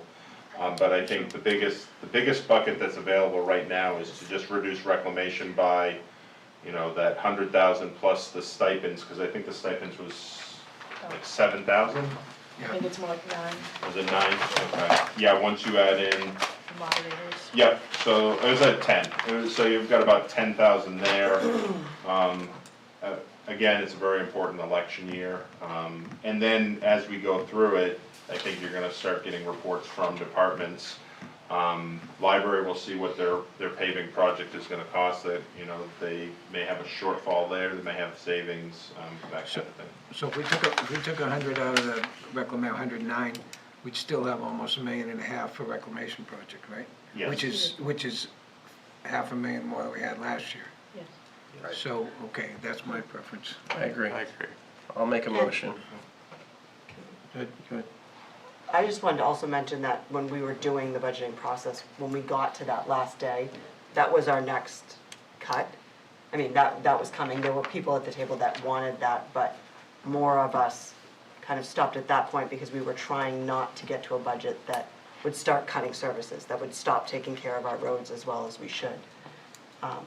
So unfortunately, as much as I didn't vote for it then and I don't love it now, that was kind of the push for everybody who wanted the budget even lower and pushed for this default budget to go in the first place. I will also still throw out that I can't sleep at night as I'm thinking about the fire department. I'm not joking when I say at 2 o'clock in the morning, the first night we had this meeting, and a couple of times since then, I wake up thinking about you guys pulling up in front of my house with 2 people and not going in to get my kids. Sorry, I'm not crying. I'm just tripping a little bit. But I'm having a really hard time looking past what's going on at all of these departments, but especially the fire department when I think of between them and the police, how they are what keeps us safe. So, yeah, and I think department heads we got together again and read the tea leaves of the 2 and 2 model. So that's Yeah, why we got it it's to 3 and disgusting. 2. There is a note that they would need an additional I know. $100,000 to get to the 3 and 3 model. So I guess that would be another decision for the board. And again, I love our roads, but I sit there and say, if you were actually putting it in front of the taxpayers and saying, we're gonna show up with 2 possibly unqualified firefighters when your house is burning or when you've been in an accident, or we'll do an extra $100,000 on your roads, I believe most of them would say that they want the firefighters to be there to protect us. So are you suggesting we should take 200,000 out of the reclamation? Maybe? I don't love the idea either, but to be fair, we do take it on the chin in Bernardville a lot Yeah. No, when it comes to the fire station. I'm completely in sympathy with the fire department, and all departments, I know including that. you, Em. Yeah, and But I look at it, don't you take any know- offense, don't think I'm, You know this This isn't is the about way it you. goes, You know I right? didn't want to vote for that in the first place. I don't love that idea. But the other one, I don't not sleep at night thinking about potholes messing up my tires, right? But I do not sleep thinking about him pulling up, not just in front of my house, but in front of anybody's house and not going in. That is terrifying as a mother. So do we have a certain number of what it would cost to make it 3 and 3? Is that just a generalization? If we're gonna do something, probably ought to have a 3 and number. 3 is where I'd like to see it. It's Well, just- I think we all would. yeah. Doesn't seem like I that. think we put a note was another 100,000, and that Right. would, I mean, again, But it's gonna have that's just to. the wages, there's also, Yeah, there's the weight, it would probably cost closer to maybe 130. But all of that is gonna be dependent on which firefighter takes the overtime. So that's gonna have to be something that's monitored throughout the year, and you maybe can achieve some savings, or maybe as you get, halfway through the year, you might have to move some more. This is a budget that's gonna have to be managed throughout the entire year. And not managed by departments within their own departments. It's gonna be, the select board's gonna have to shift funds throughout the year. So instead of the 200,000, can we do 250? This 250,000? is your budget. Okay. This is your budget. Just so that we don't have to go back and forth, I think. So would the extra, be like benefits, is that what we're doing, or overtime, like what's the extra pass It on? looks like it's gonna be just under 130. Yeah, so 130 is what we're estimating for the overtime and the residual benefits to get to the 3 and 3 model on the fire department. Obviously, all the other lines as suggested in here make up the majority of the remaining potentially 250. If the board wanted to direct us to use 250 in all of these lines as proposed, and then take the additional very small residual, maybe, a couple thousand, and put it in any particular line, let me know. We can certainly do that, whether it's, turnouts, PPE, first aid supplies for PD cruisers, the SOC and stipends. I think we should be just throwing out some random large number. I think we should be very detailed about what it is that we're gonna transfer over. And if we have to transfer something later, then we can have that discussion. I think if we take 130, it should be dedicated to making sure that we have 3 and 3 at the police, at the fire station. That money is specific and only for that purpose, I think. And the rest of the money, I think we can use to relieve the rest of the. To release the overage that we have. Yeah. So, That 130 is in the addition to the 58,068. So I'll make a motion to move 130 from reclamation to the fire department budget for the purpose of the 3 and 3 coverage at both fire stations. So that would be an additional 130 in addition to, we haven't made the motion for the other 100. so we gave you, I'm taking it backwards, but yeah. We're gonna do it Would you want- separately? I Would think you we should do, separately? we should do it separately because there's no way That's to, probably yeah. right. Split it up. Okay, Okay, do you have a second? you're right. Second. Okay, motion by Richard, second by Mark. Comments? Just a question, Chief, so that 130, is that overtime? Like, how is that working out? What about the staff that you have that's currently not at the level where they should be? How long before we can get out of some of that overtime and get people that are actually just working their normal hours? Depends if we continue with our issue of retention. Okay, If we maintain the people that we have, this problem slowly starts to go away. So that's, you saw in my interview, in my budget presentation, retention is our #1 problem. And thank you very much for looking at this 3 and 3, because workloads of bring this down to 2 when they show up to a motor vehicle accident, a fire, anything like that. I know I'm taking a long time to answer your question, but all of this hits workload, which hits retention. So the more that we focus on the things that really hit retention, it helps us in the long run. The number of units, hours that need to be covered is less, absolutely. sure, but like when do you think we'll start to pull some of that back? Because a lot of this is all overtime. Like, when can we actually start to staff with people that are qualified? So in June, you're gonna automatically get 2 more. So that'll be 2, let me go to the roster real quick and I'll let you know. I have exact dates for you already. Yeah, this just kind of gets me back to Sure. exact numbers. Because right now, we're doing it on the speculation that you're not going to get people to fill in those.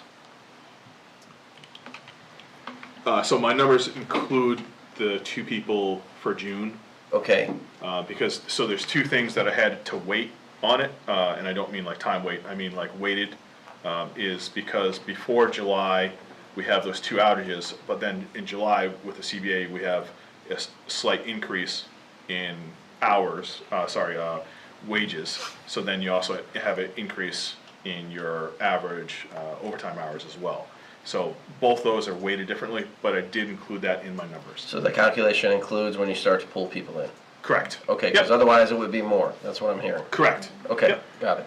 Okay. That's what- Okay, there's a motion on the floor, and Richard's motion, seconded by Mark. All in favor? Aye.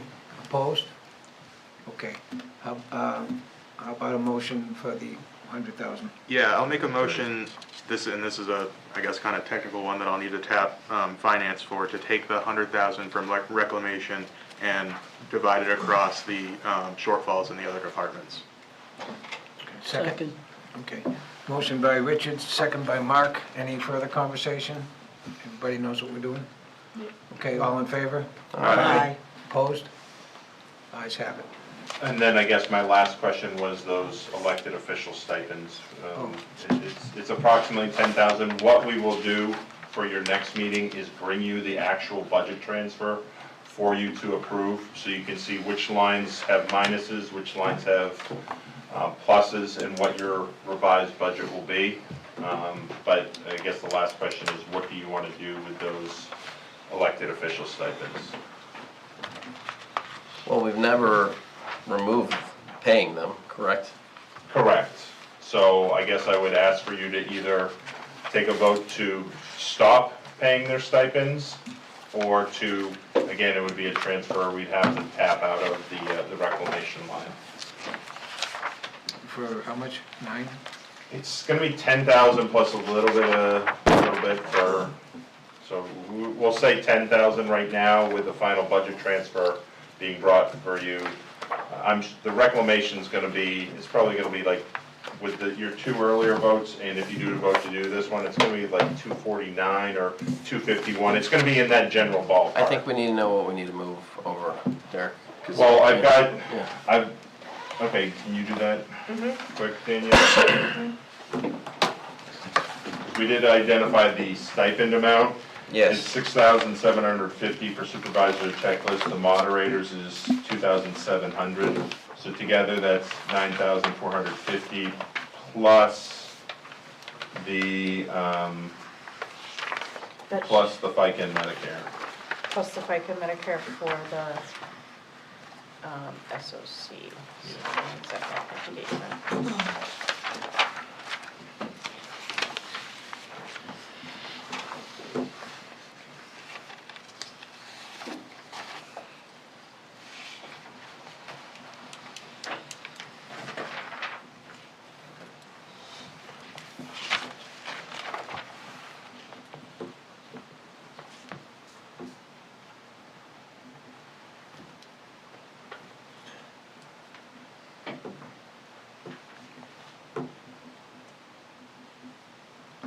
Anybody know a joke?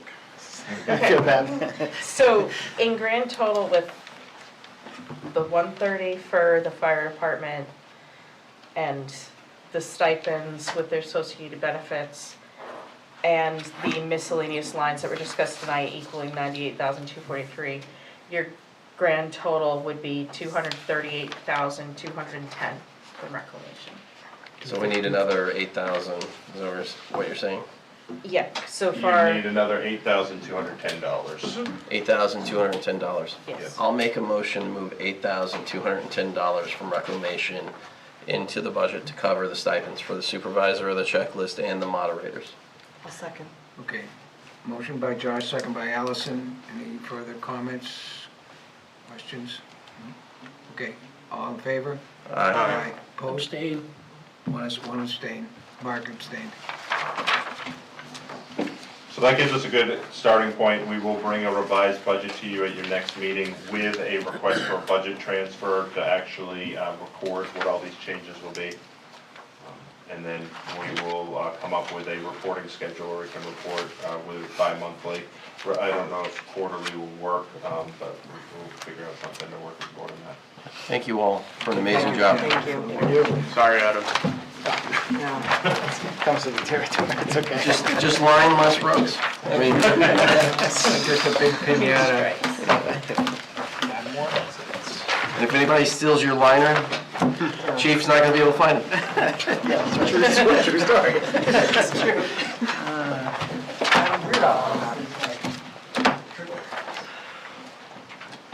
Okay, next up is the fire chief. He's already here. Yep. So I'm going to invite my captain up, Derek Chenard, So if you guys do not know Derek, Derek manages the two major things that he manages is the fleet and training.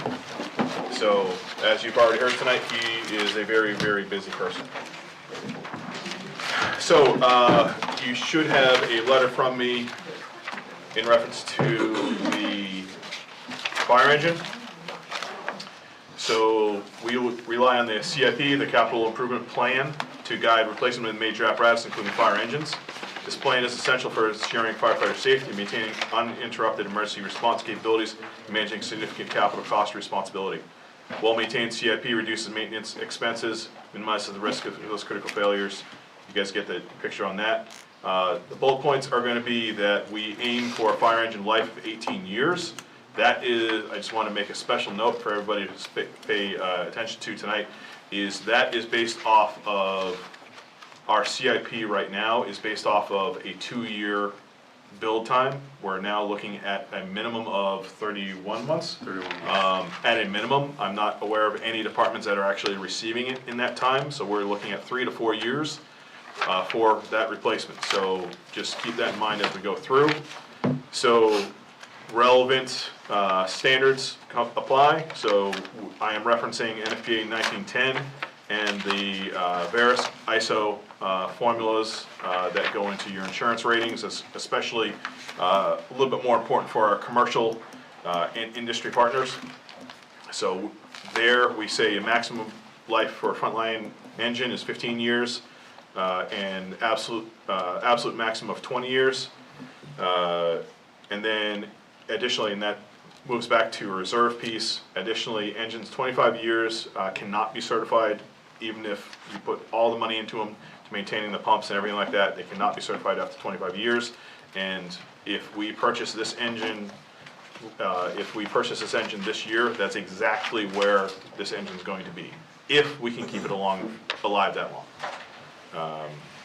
So what we're talking about replacing is engine 3, which is our current reserve engine down in the Bernardville station.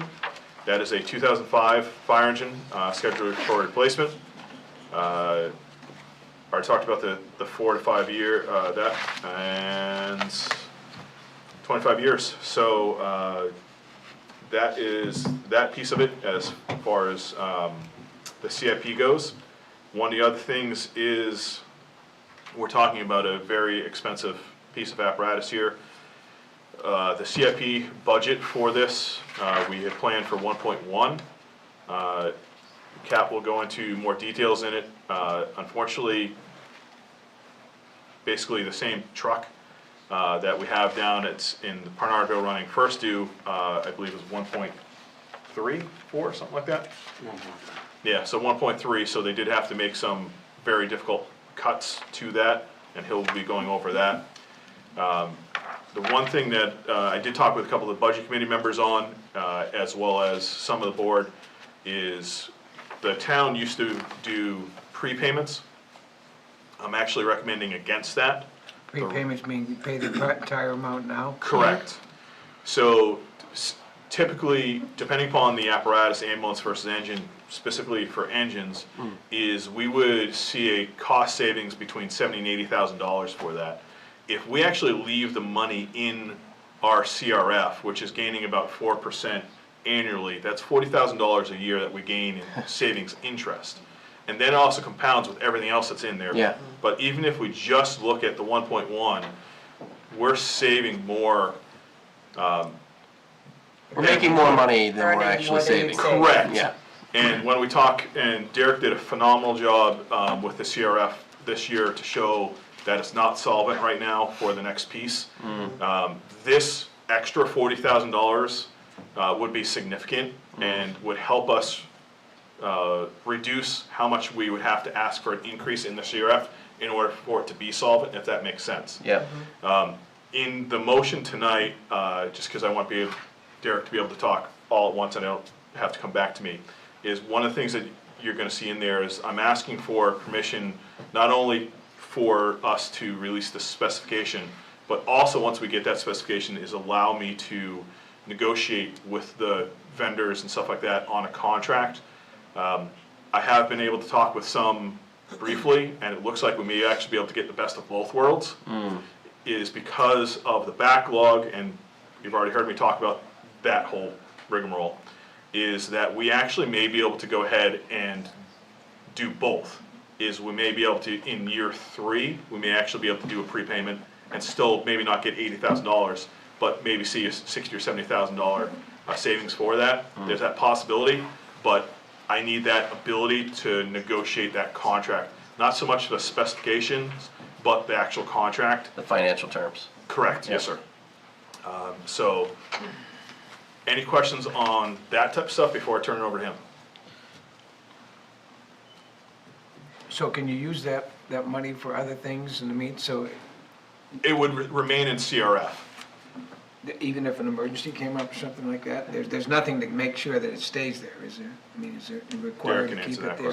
question. So this is a capital reserve fund established at town meeting for the purpose of fire apparatus. If there's some type of an emergency that happens with fire apparatus, we're going to first lean on our insurance provider. And then we would further evaluate, but for the most part, this is a savings account that is simply for future purchase of fire engines in the fire tower. And I just want to give some props too, because we did receive letter last year that the maximum number of years was going to be decreased for how much insurance we can cover them. So just major props to Danielle for keeping it where it is. I think it's still there, right, Danielle? Okay, 20. Good. Yeah. They were turned on for 20 for this year. Yeah, so just that, so this engine, just remember, they're not going to cover it for those last few years. They will cover it at a depreciated value. It won't be full replacement. That's what I was gonna ask, is we're at 2005 now, Yeah, right? And you're saying it's gonna take 5 years, 3 to 5 years? 3 to 4 years. 3 to 4 years. For to build, yep. So, we're already over, aren't we, if this is a 2005? So we're expecting this to be 25 years old when we receive it, yes. Right, but it's a 2005 engine, is that what I heard? Correct. Yeah, so you would, if something happened, you would get a depreciation. We're already gonna get a depreciated value. Yes. Yes. But this is a backup? This is reserve, this is running in reserve, yep. It's running in reserve. How often is it actually getting called in, Ben? Yep. Josh, you have me well trained. I do. But I also know that you also have the data. Yeah, and we are keeping a lot of new data for you guys like this now. Sorry, this is just a much smaller screen than I'm used to dealing with.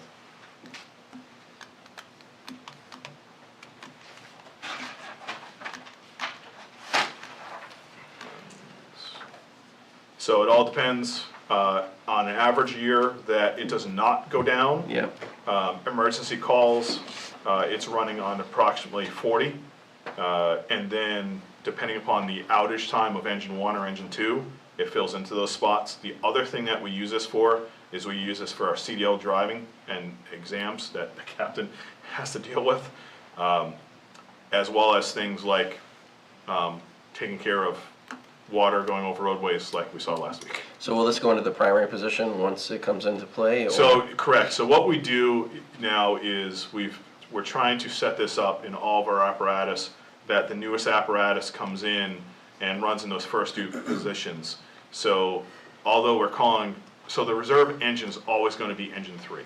So this will come in and be the new primary engine here in downtown. Okay. The primary engine in downtown right now will become the reserve in Bernardville, and the one in the reserve in Bernardville will go down the road.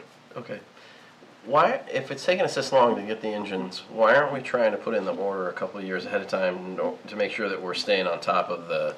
Absolutely, because we don't think that, so we're gonna have to increase the amount of money that we're putting into CRF. Yes. And 2 years ago, the voters actually turned that down completely, which set us back 2 years automatically. So we're just trying to really listen to the voters on it. We don't think they're up for it. We've seen a significant increase in the cost of engines. So just in a strategy, we keep, like, especially the budget committee keeps asking us, hey, can we push this stuff back? Can we push this stuff back? We just pushed everything back by 2 years by keeping it on the same plan. Got To max it out is, we're listening to the voters in town and the budget committee and the board. We're trying to do the best that we possibly can with it, and we're gonna try to keep them alive as long as we can. Luckily, I will say this, is luckily the town does have some very good apparatus structurally, which really saves us. But again, like you've been talking about, the labor rates for repairs are just, it's killing everybody. Thanks, Chief. Yep. Any other questions for the chief? All right, so Derek's gonna go over the spec real quick, just so you guys have it. Good evening. So me and a committee of 4 other people put together this truck prioritizing reliability, simplicity, and long-term costs to the town. We built it specifically for the town's needs, and it's not the most expensive truck, but it's the right truck for Goffstown. We looked at engine 2, currently the Bernardville front-running piece, as Chief talked about, that we built a few years ago. It's proven itself, the platform's working well for us. Building a truck that closely mirrors that will reduce our training requirements, give us fewer operational errors, and simplify maintenance and parts. DPW is already dealing with this truck. They know what to expect with the new one. There's one big key change that we're gonna have to make that we couldn't get from the old truck, and that's the engine. And that's due to emission regulations. Cummins discontinued a motor that we've used a long time in our trucks, and that drove the cost of this truck up over to the engine, the old engine 2 that we just built. We compared motors. The X10, Cummins came out with an X10 to replace the motor. It's been pushed back. We didn't choose that motor just because it has not been released to a fire truck yet. It would be the first year of a new emissions meeting motor from Cummins, and it's already been pushed back 2 or 3 times. We looked at a PACCAR. PACCAR, we talked to the mechanics, both here locally and the dealers we deal with fire trucks. Those are the motors that have been in the trash trucks, giving them some problems here in town. And judging by the research that we looked at on those, hard start stops, idle time is proving some wear issues on those. So we went with a Cummins X15. That's what we're looking at in our spec. It's 8 to 12 grand more than an X10, but the X10 is not even out yet. So we had to look at all aspects of it, and long-term cost and reliability. The Cummins has been there. It's a proven workhorse motor with the hills in town and stuff. It has the horsepower to carry the truck through. And there's dealership availability, service centers, and DPW is familiar with them. We also looked into suspension and stuff. We have independent front suspension down on the engine in Bernardville. We wanted to stick with that. It's a little bit of an expense, but with it, it helps with the uneven roads, rural terrain, and soft shoulders in the spring and stuff. The truck doesn't tend to pull off the road as easy. And with we're pretty green department, so it drives more like a traditional pickup than a older skateboard style solid front axle. Cab, we went mid-level cab. We want to see a cab we've changed over to a 4-man cab, not a 6 or anything bigger. If we look at bigger cabs, you're looking anywhere from 30 to 50 grand approximate to go with a bigger, fancier cab with no real added benefit to the town. So we went middle of the road cab to be functional and budget conscious for us. Frame and durability, we're not looking to undercoat, we're looking to get this truck with galvanized frame rails to support the longevity of the truck here in New England. That's been the best proven way to keep those from rusting and keep us from repainting frames as we've done in the past. Pump and tank, pretty similar to the other engine, exactly the same as engine 2 down in Bernardville. It's your traditional waterless pump, 1,500 gallons a minute, 1,000 gallons of water, meeting our operational needs. And training will be the exact same as anybody that's already signed off on the frontline engine. We did choose to go direct wire, so instead of a complex multiplex system in this, it's point-to-point wiring, so that hopefully we can keep all the maintenance in-house. DPW can dig into the wiring system. It's not we don't need special tools for the electrical system that are proprietary to a dealer. They can access it wire to wire. And then we went manual valve controls, electronic valves, just recently on an older truck here. Spent a significant amount of money on 2 digital valves, and they phase out, they corrode. This is just pull levers that we can grease, change a cotter pin if they become a problem, and they're easy to adjust. So, we knocked it down. We got, looking at it, as Chief said, anywhere for a truck this size is looking at like 1.3 million. We didn't have that to work with, so we knocked out any non-essential things that we really could do. We reduced lighting to the minimum requirements for NFPA, removed some non-essential switching, went with a standard warranty instead of an extended warranty, and I was able to work with some local vendors to source like hard suction and stuff through them rather than buy it at the factory pricing, which saved us the money and should get us to where we need to be. Sounds awesome, Kevin. So, yeah, you have the 120-page spec if you really want to go through it. But that's what we're asking tonight for me to be able to release that spec and then start working with that. We're going to go by the town purchasing policy and go through our competitive bid process, probably using something very similar to a state bid that we've been very successful with in the past. But I just wanted to give Derek some time up here to show you guys. I'm very, very proud of the work that our firefighters have been doing, and they understand what's going on in town. They understand reliability instead of the new cool technology. They're literally making sure this truck doesn't come with any of it. So it is more durable, it's more reliable, long-term viability. I can't say enough of what our firefighters are doing. Not Sounds only like you're collaborating with Adam's team quite well too, to understand all the things and problems that they're having. Oh, absolutely. Yeah, we reached out to the mechanics to figure out what makes life a little bit better for them. Things usually only fail on the weekends or at night, and that's when him and I got Adam's phone number now. I'll call him. So mechanics and I just wanted to make sure you guys are aware of that too, is obviously fires don't just happen Monday through Friday during the days, and props to Adam's mechanic crews, is we call them at nights, weekends, they help us out, they'll come in. If the truck is out of service, sitting at a draft site or something like that at fire, they've come out and help us out at 4 o'clock in the morning, so it's really great how well the departments work together here. I just hope we have somebody to drive it when it gets here. Yeah. Do we, are we asking, because the engines that you chose, sounds interesting. I saw Adam's head bouncing up and down in the back about the, is it PACCAR engine? I believe they've replaced that engine twice now. Yes. Do we know the mean time between failures for the Cummins X15? Is that what it was? Yeah, X15, mean time between failures, what do you? So typically the manufacturer will give you some indication when you have breakdown. Adam, are you guys getting that sort of thing when you're working with them on that? I'm not sure if we have any manufacturer data on those. I know with the PACCAR, they're a little reluctant to produce the. Probably because it's failing all the time? Actual numbers. Yeah, okay. Probably just something good that we should at least have, like. Yeah, when we're looking at it's some of really those. difficult right now because, like Derek was talking about, all of the emissions is changing so fast. And they have to use credits and stuff like that to change out. So the models, it's hard to compare orange to oranges. Okay. Because it just changes so often.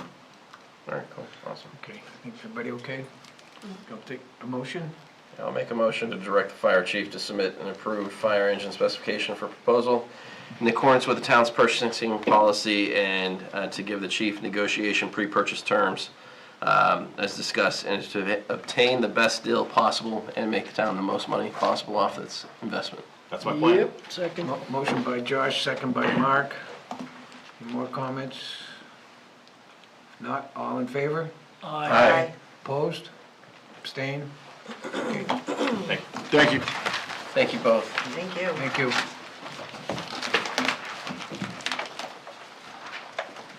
Director of Public Works.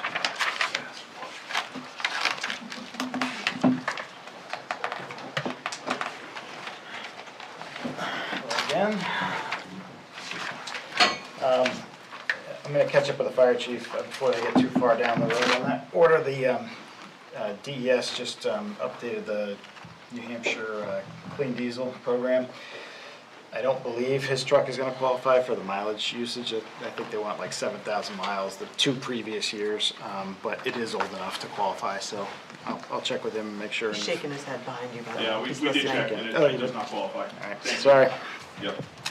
They're starting to get desperate for the last $1 million that they want to give away. Not desperate enough to help apparently, but, okay, so, let's see, order, I've got a single stream recycling agreement. So as I think you all remember, and I sent Allison some info from the previous meeting, in February, board voted to give a notice of non-renewal to Casella, who we've been with for about 7 years, and directed me to work with Waste Management for a new multi-year agreement at their Billerica facility for single stream recycling disposal. Just a quick refresher for everybody, our single stream contracts traditionally have been a variable monthly rate. There's a threshold cost for the processing facility which takes this single stream and changes it into multiple streams of commodities that they can turn around and sell. The cost to operate that plant is known as a threshold or a hurdle rate, and then above that, or in some cases below that, depending on what the commodities are worth on any given month collectively in our blend, we actually could receive a revenue if they're making a lot of money selling these, but more likely the last few years since China shut off any recycling from around the world, the markets for this has dried up. So we've been paying, but it's still been a cost avoidance issue. We save money by recycling still, so that's why we've continued to do it. So what you have in the packet is a copy of proposed 5-year term with Waste Management. They've got a threshold cost that they would like to increase by 3.5% each year of the agreement, but then the monthly charges would vary as they currently do based on the commodity rate for that month. We do initially just based on the what we were paying with Casella and what we would have paid in that same month of February with Waste Management. It looks like if things continue to track, we'd save a couple bucks, maybe $1 on the monthly charge per ton, but also we save on the haul cost because it is 30 miles shorter to Billerica from Charlestown. So a little bit of internal savings there as well, and even though it's baked in the labor, we still would have our long haul driver a little bit more flexible during the week with time as well for that shorter drive. So unless there's any other questions, I'd recommend signing the agreement with Waste Management, and we can continue on. So Adam, can you remind me on this chart here? Yes.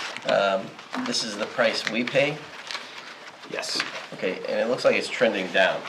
Currently trending down, yes. Is there any belief that it's going to trend back up? I'm asking because we're going to be paying a yearly increase of 3% over the next 5 years. Right. So right now, best guess, right? If I really knew, I'd be sitting somewhere else making $1 million a year. Well, when you figure it out, let me know. Right, exactly. Nobody will be at the next meeting. We'll all be selling recycling. What tends to happen, a little bit of an inverse relationship with oil pricing. So as it gets more expensive for companies to buy feed for their plastic facilities in particular, the commodity for plastic resale from recycling goes up. So we should see some increased revenues. Don't know how fast that'll take effect, but I think this will come down this year, continue to come down. The other thing that, the only other known, other than what's going on in the Middle East, is they, at least as of time of budget generation, some new processing facilities were planned to come online in the New England area, which kind of brings the overall cost down a little bit. But until that actually happens, that one's tough to project. Okay, so even though this goes down, it's not necessarily benefiting us. That's what I'm trying to understand. So as this goes down, this is what we actually pay per ton. So you know, compared to our, I didn't bring my whole budget book. I think we're paying 78 a ton, I believe, plus haul for trash. So we do save, you know, we are saving $10 or whatever. I'm sorry, 87 if I said 78. But it's the processing fee that is pretty standard and stuck, if I. So this is net of the processing fee. Got it, okay. That's already washed out. When we got tricky was back in '22, post-COVID, when all of a sudden things were going nuts with China when they shut it off, and we're close to $100 a ton. That's when it started to become, okay, each month I was worried that if it went up another buck or two, now the calculus changes and it's cheaper to landfill, and that's a tough decision the board would have to make at that point, but luckily we're pretty well clear of it, at least we have been for a while, and hopefully it continues to trend down. You all set? Yes, sir. Okay, I'll entertain a motion. Recommend to approving the single stream processing agreement with Waste Management, Inc. of Billerica, Mass. as proposed, and authorizing the Director of Public Works to execute the necessary documents. Seconded. Okay, motion by Mark, second by Richard. Any other comments? Hearing none, all in favor? Aye. Any opposed? Okay, Okay, thank you. Thank you. we feel sorry for you from. Surprised he's talking to I'll us. milk that long, no. It's all the, one team, right? We all have the same name on the back of the Exactly. jersey or whatever. Okay, so, next one up is Montelona Road. So as I mentioned a little bit earlier, got some information here that is still up in the air. But, we did open bids, last week for this project. We received, 4 bids that were all timely. 2 were below the pre-bid engineer's estimate, and 2 were above. You do have the bid tab, but the low bid was slightly different than what was the apparent low bid number from opening day, because there was an error in the math on the low bidder in the town's favor. So the actual low bid was $318,900, and the high bid was $585,600 roughly. As a reminder, this is a grant project funded 90% by FEMA through HSEM. As a second reminder, and an important one, this was a 2021 period of performance began. The grant window for us to apply opened in 2022, which we did. We were not notified that we've been given the grant, though, until 2024. So our numbers that were used to prepare the grant are all 2022 numbers. For the construction phase, even though this most recent pre-bid estimate was right on the money, as you might imagine, almost 4 years later, and probably 2021 numbers were used, I'm guessing, for our comps, we are a fair amount higher than our actual grant project had estimated for the construction back in '22. And so that number was $262,883 was what we'd use for the grant application. So we got a pretty significant difference there. But I'll get to that in a second, I guess. So what we have going on, unfortunately, right now is because it took largely the feds so long for the various, both to award in the first place, but then also to respond to our final design and permitting information. They have HSEM as the real recipient of the grant. We're the sub-recipient. HSEM, the Homeland Security at the state, requested from FEMA an extension because the actual period of performance for this 2021 grant ends May 2nd of this year. Back in the fall, the state requested FEMA extend for reasons that were pretty clear to everybody, and they had good feeling that would be granted. Unfortunately, with DHS shutdown, they are not sure when they're going to get the answer. They haven't received it yet, and they're not sure when that's going to happen when FEMA reopens. So we're up in the air as far as the extension goes. So there is an outside chance that May 2nd, anything that's spent after May 2nd wouldn't be reimbursed. There's a good window afterwards when the period of performance ends where you can apply for reimbursements, but any action after that would not be reimbursed. So I spoke to HSE on Friday. Their recommendation is both about the timing and the potential cost, the likely cost increase from the original grant application. They said, they recommended that we award, keep tracking as if the project's going to go. I told them our timeline with construction wasn't until the summer, but not issue the notice to proceed until we hear about what's going to happen at the federal level with the extension. I would agree with that, with the caveat that there's one big number. I think you've got the full bid tab, which has the precast concrete line is the biggest chunk of this project. So it's a 12-foot concrete span, $95,000. A little bit of that cost is the installation labor. That's an installed cost, but the significant amount of that is the actual product itself, the precast structure. The lead time for that is also pretty long. So right now, that was driving our schedule, was just if we awarded now, how long it was going to take the precasters to get in queue and get made, and then able to be put in the ground. And I heard that the one of the bidders received a new timeline of they wouldn't be ready until August, even if they ordered it this week. So that's kicking down the road a little bit. But a long way of saying, I think I would still go with the state's recommendation that we award the bid, not give a notice to proceed.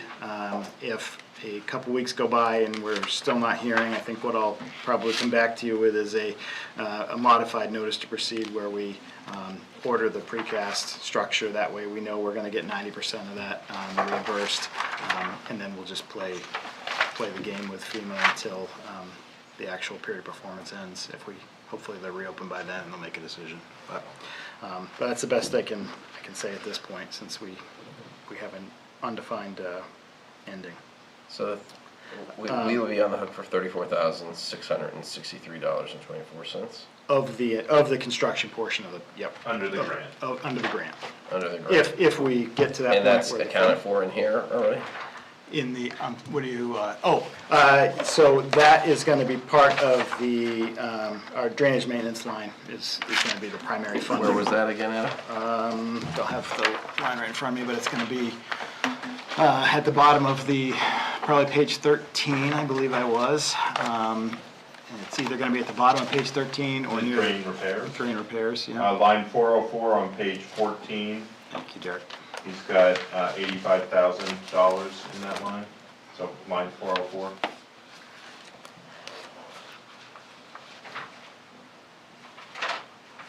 And you spent $100,000 in 2025. And we only budgeted for $85,000 this year, so were you accounting for this project to kick off, Adam? Just curious. Yes, so we've got that. We also fund drainage repairs through our reclamation line. So in a given year, if there's a reclaim project that includes significant drainage work, a lot of it comes out of the reclamation. And then if standalone projects typically draw down the drainage maintenance line first. And if we award this, we're not contractually committed to the amount to pay them until they start the work? If we haven't given the notice to proceed, correct. Yep. Okay. So I think the and I haven't even gotten, I guess, to my recommendation about who to award to, but at that point, there's going to be a discussion of, hey, this is where this grant project sits. We can't give you a definite until, but at least it would allow me to jump as soon as we get that news. And The not grant have to goes wait till until May? next. Right now, May 2nd is the end of the period of performance, yes. And we can't even get started until basically the ground dries up some? Right now, until the precast is ready, there's no point in, closing the road and starting to demo, We could, I wouldn't want to close a road without the material to put it back, So this may not even materialize. possibly. There's a pretty good chance that I come to you and say, hey, 2027, DPW's big in-house project is to rent a crane and we'll put in this big piece of concrete that we bought last year. I think you have a Kubota? No, I'm just joking. But the idea would be, if we're not getting any kind of, right finger in the air, but if we're not getting any kind of idea about FEMA's reopening, we would try to spend up every possible thing we could that would be grant eligible, because at least we get reimbursed for that. This project has to happen at some point. It'd be nice to have a contractor do it, but if it gets to that point, at least we could pre-spend some of the materials money. Okay, so, sorry, I cart before the horse, I guess, a little bit, but that's a long way of saying here we are. My recommendation is not to award to the low bid. There were some concerns with the qualifications of the low bidder, both previous contracts, previous work, and some of the bid requests, some of the inconsistencies with some of the subcontracting. They didn't put some numbers in for waterproofing, for example, but they don't have that capacity in-house, so there was kind of a demonstrated gap there. There's also a couple issues if the board would like, I could address in non-public, but for a handful of reasons, both in the memo and then a few others that I could do in non-public, we're not recommending award to the low bidder. But we would recommend award to John Neville as the second low bidder of Ware, New Hampshire. The amount of their bid was $346,632.40. Is this a fixed price? Won't move? That's correct. Yep. So no other areas that they can basically increase due to labor or otherwise? Not for the construction. So the other pieces of the grant that are not included in the construction number, so we have some construction engineering, so third-party engineering, that would be however long that process lasts, construction inspection, so materials inspection and testing, and pre-gas plant inspections, and then should really be it, any last permanent closeout type stuff, but if we had to and we don't get an extension and we don't get confirmation from HSEM and FEMA that they will plus up the total grant amount, I think we're gonna end up taking in some of that construction inspection in-house. Scott and Eric are pretty capable to do that sort of thing. If the grant's paying 90% of it, it makes sense, take that workload off, but if it's not, then we'll do as much as we can. Motion? Motion to recommend awarding the Montelona Road Culvert Project to John Neville Excavation, Inc. of Ware, New Hampshire, in the amount of $346,632.40. Second. Okay, motion by Mark, second by Allison. Any further discussion? Just would appreciate one amendment that we clearly call out to not start the process as part of that motion. Yeah. Or notice of award at this time. Yep. We could do a notice of award, but not notice to proceed. Yeah, so can we, we're good. Yeah. Okay, that's amended. Yeah, Second. I'll Okay. amend it. Yes. Okay, all in favor? Aye. Opposed? Ayes have it. Okay, thanks. This is the grant project that will not go away. Thank you, Adam. Thank you. Thanks, Adam. Okay, tab A. So on consent agenda at 8A, you have two event permits, the Millennium Running Marathon in November 8th. It's on the Goffstown Rail Trail. You have the Pinardville Lion Club Egg Hunt at Roy Park. They notified us today that they're actually gonna do this on April 4th, just waiting for some snow melt there. You have a proclamation. You have the collective bargaining agreement between the town and the New Hampshire Teamsters Local 633, the Public Works Department. And then you have the MS 232, this is the state report of appropriations actually voted. It says voided, but it should be voted at town meeting 2026.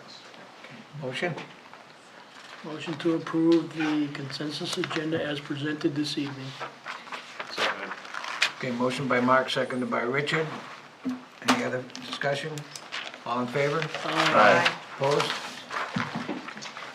At the next tab, you've got your assessor's recommendations. The assessor recommends approval on all of these items, and they're all for the 2026 tax year. You have 3 veterans tax credits, 1 service-connected disability credit, 1 solar energy exemption, 2 solar energy exemptions. You have 8 elderly exemptions and 1, which is a combined elderly exemption and veterans tax credit. Motion to approve the assessor's recommendation as presented. Motion by Richard, second by Allison. All in favor? Aye. Opposed? Okay, ayes have it.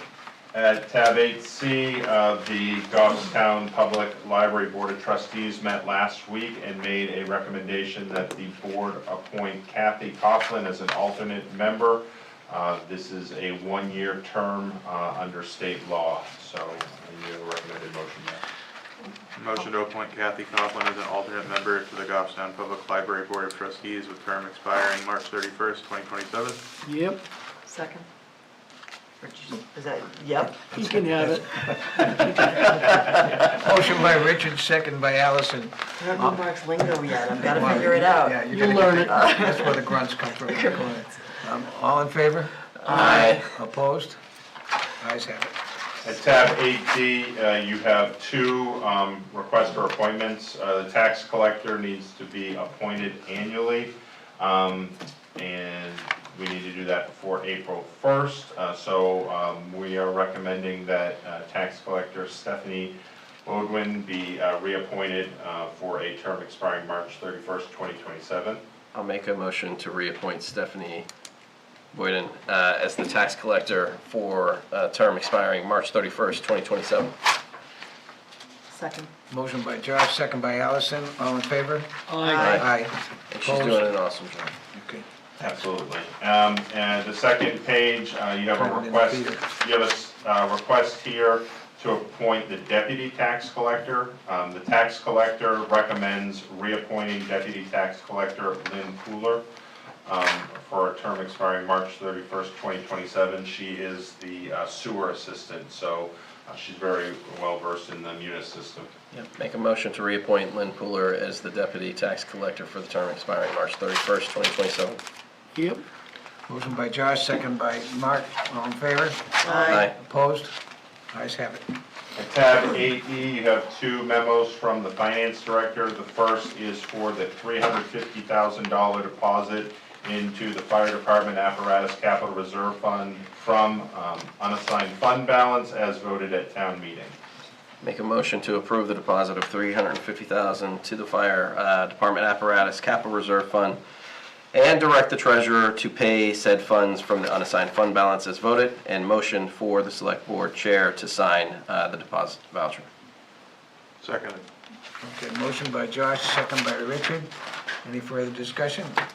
All in favor? aye. Opposed? Ayes have it. And if we flip forward to page 76, you have the other one. This is, again, for a deposit of $50,000 into the newly established Goffstown Public Library Capital Reserve Fund from unassigned fund balance. Make a motion to approve the deposit of $50,000 to the newly established Goffstown Public Library Capital Reserve Fund and direct the treasurer to pay said funds from the unassigned fund balance as voted, in motion for the select board chair to sign the deposit voucher. Yep, Motion by Josh, second by Richard. All in favor? aye. Opposed? Ayes have it. That's it. That's all I had. You do have an action matrix that shows vehicles out of. Anything going on here? No? We got a lot of trucks out of the way right now. All right, after the weekend we'll just skip over that this week and Well, DPW's not here to talk about any of them, but, are any of these gonna impact us that you know of, Derek? No, I think they are making do in trying to get these back up and running. Okay. Okay. Any new business? Okay. Open it up for public comment. You want to say anything? Okay. All right, we'll close public comment and I'll take a motion. Make a motion to go into non-public session, RSA 91A:32 for compensation of public employees. Seconded. Okay, motion by Mark, second by Richard. This is a roll call vote. Richard? Yes. Yes. Yes. Yes? And yes. Okay, what's the next one? No else, that's it for now. All right, this is gonna be very quick. Yeah, okay. We'll wait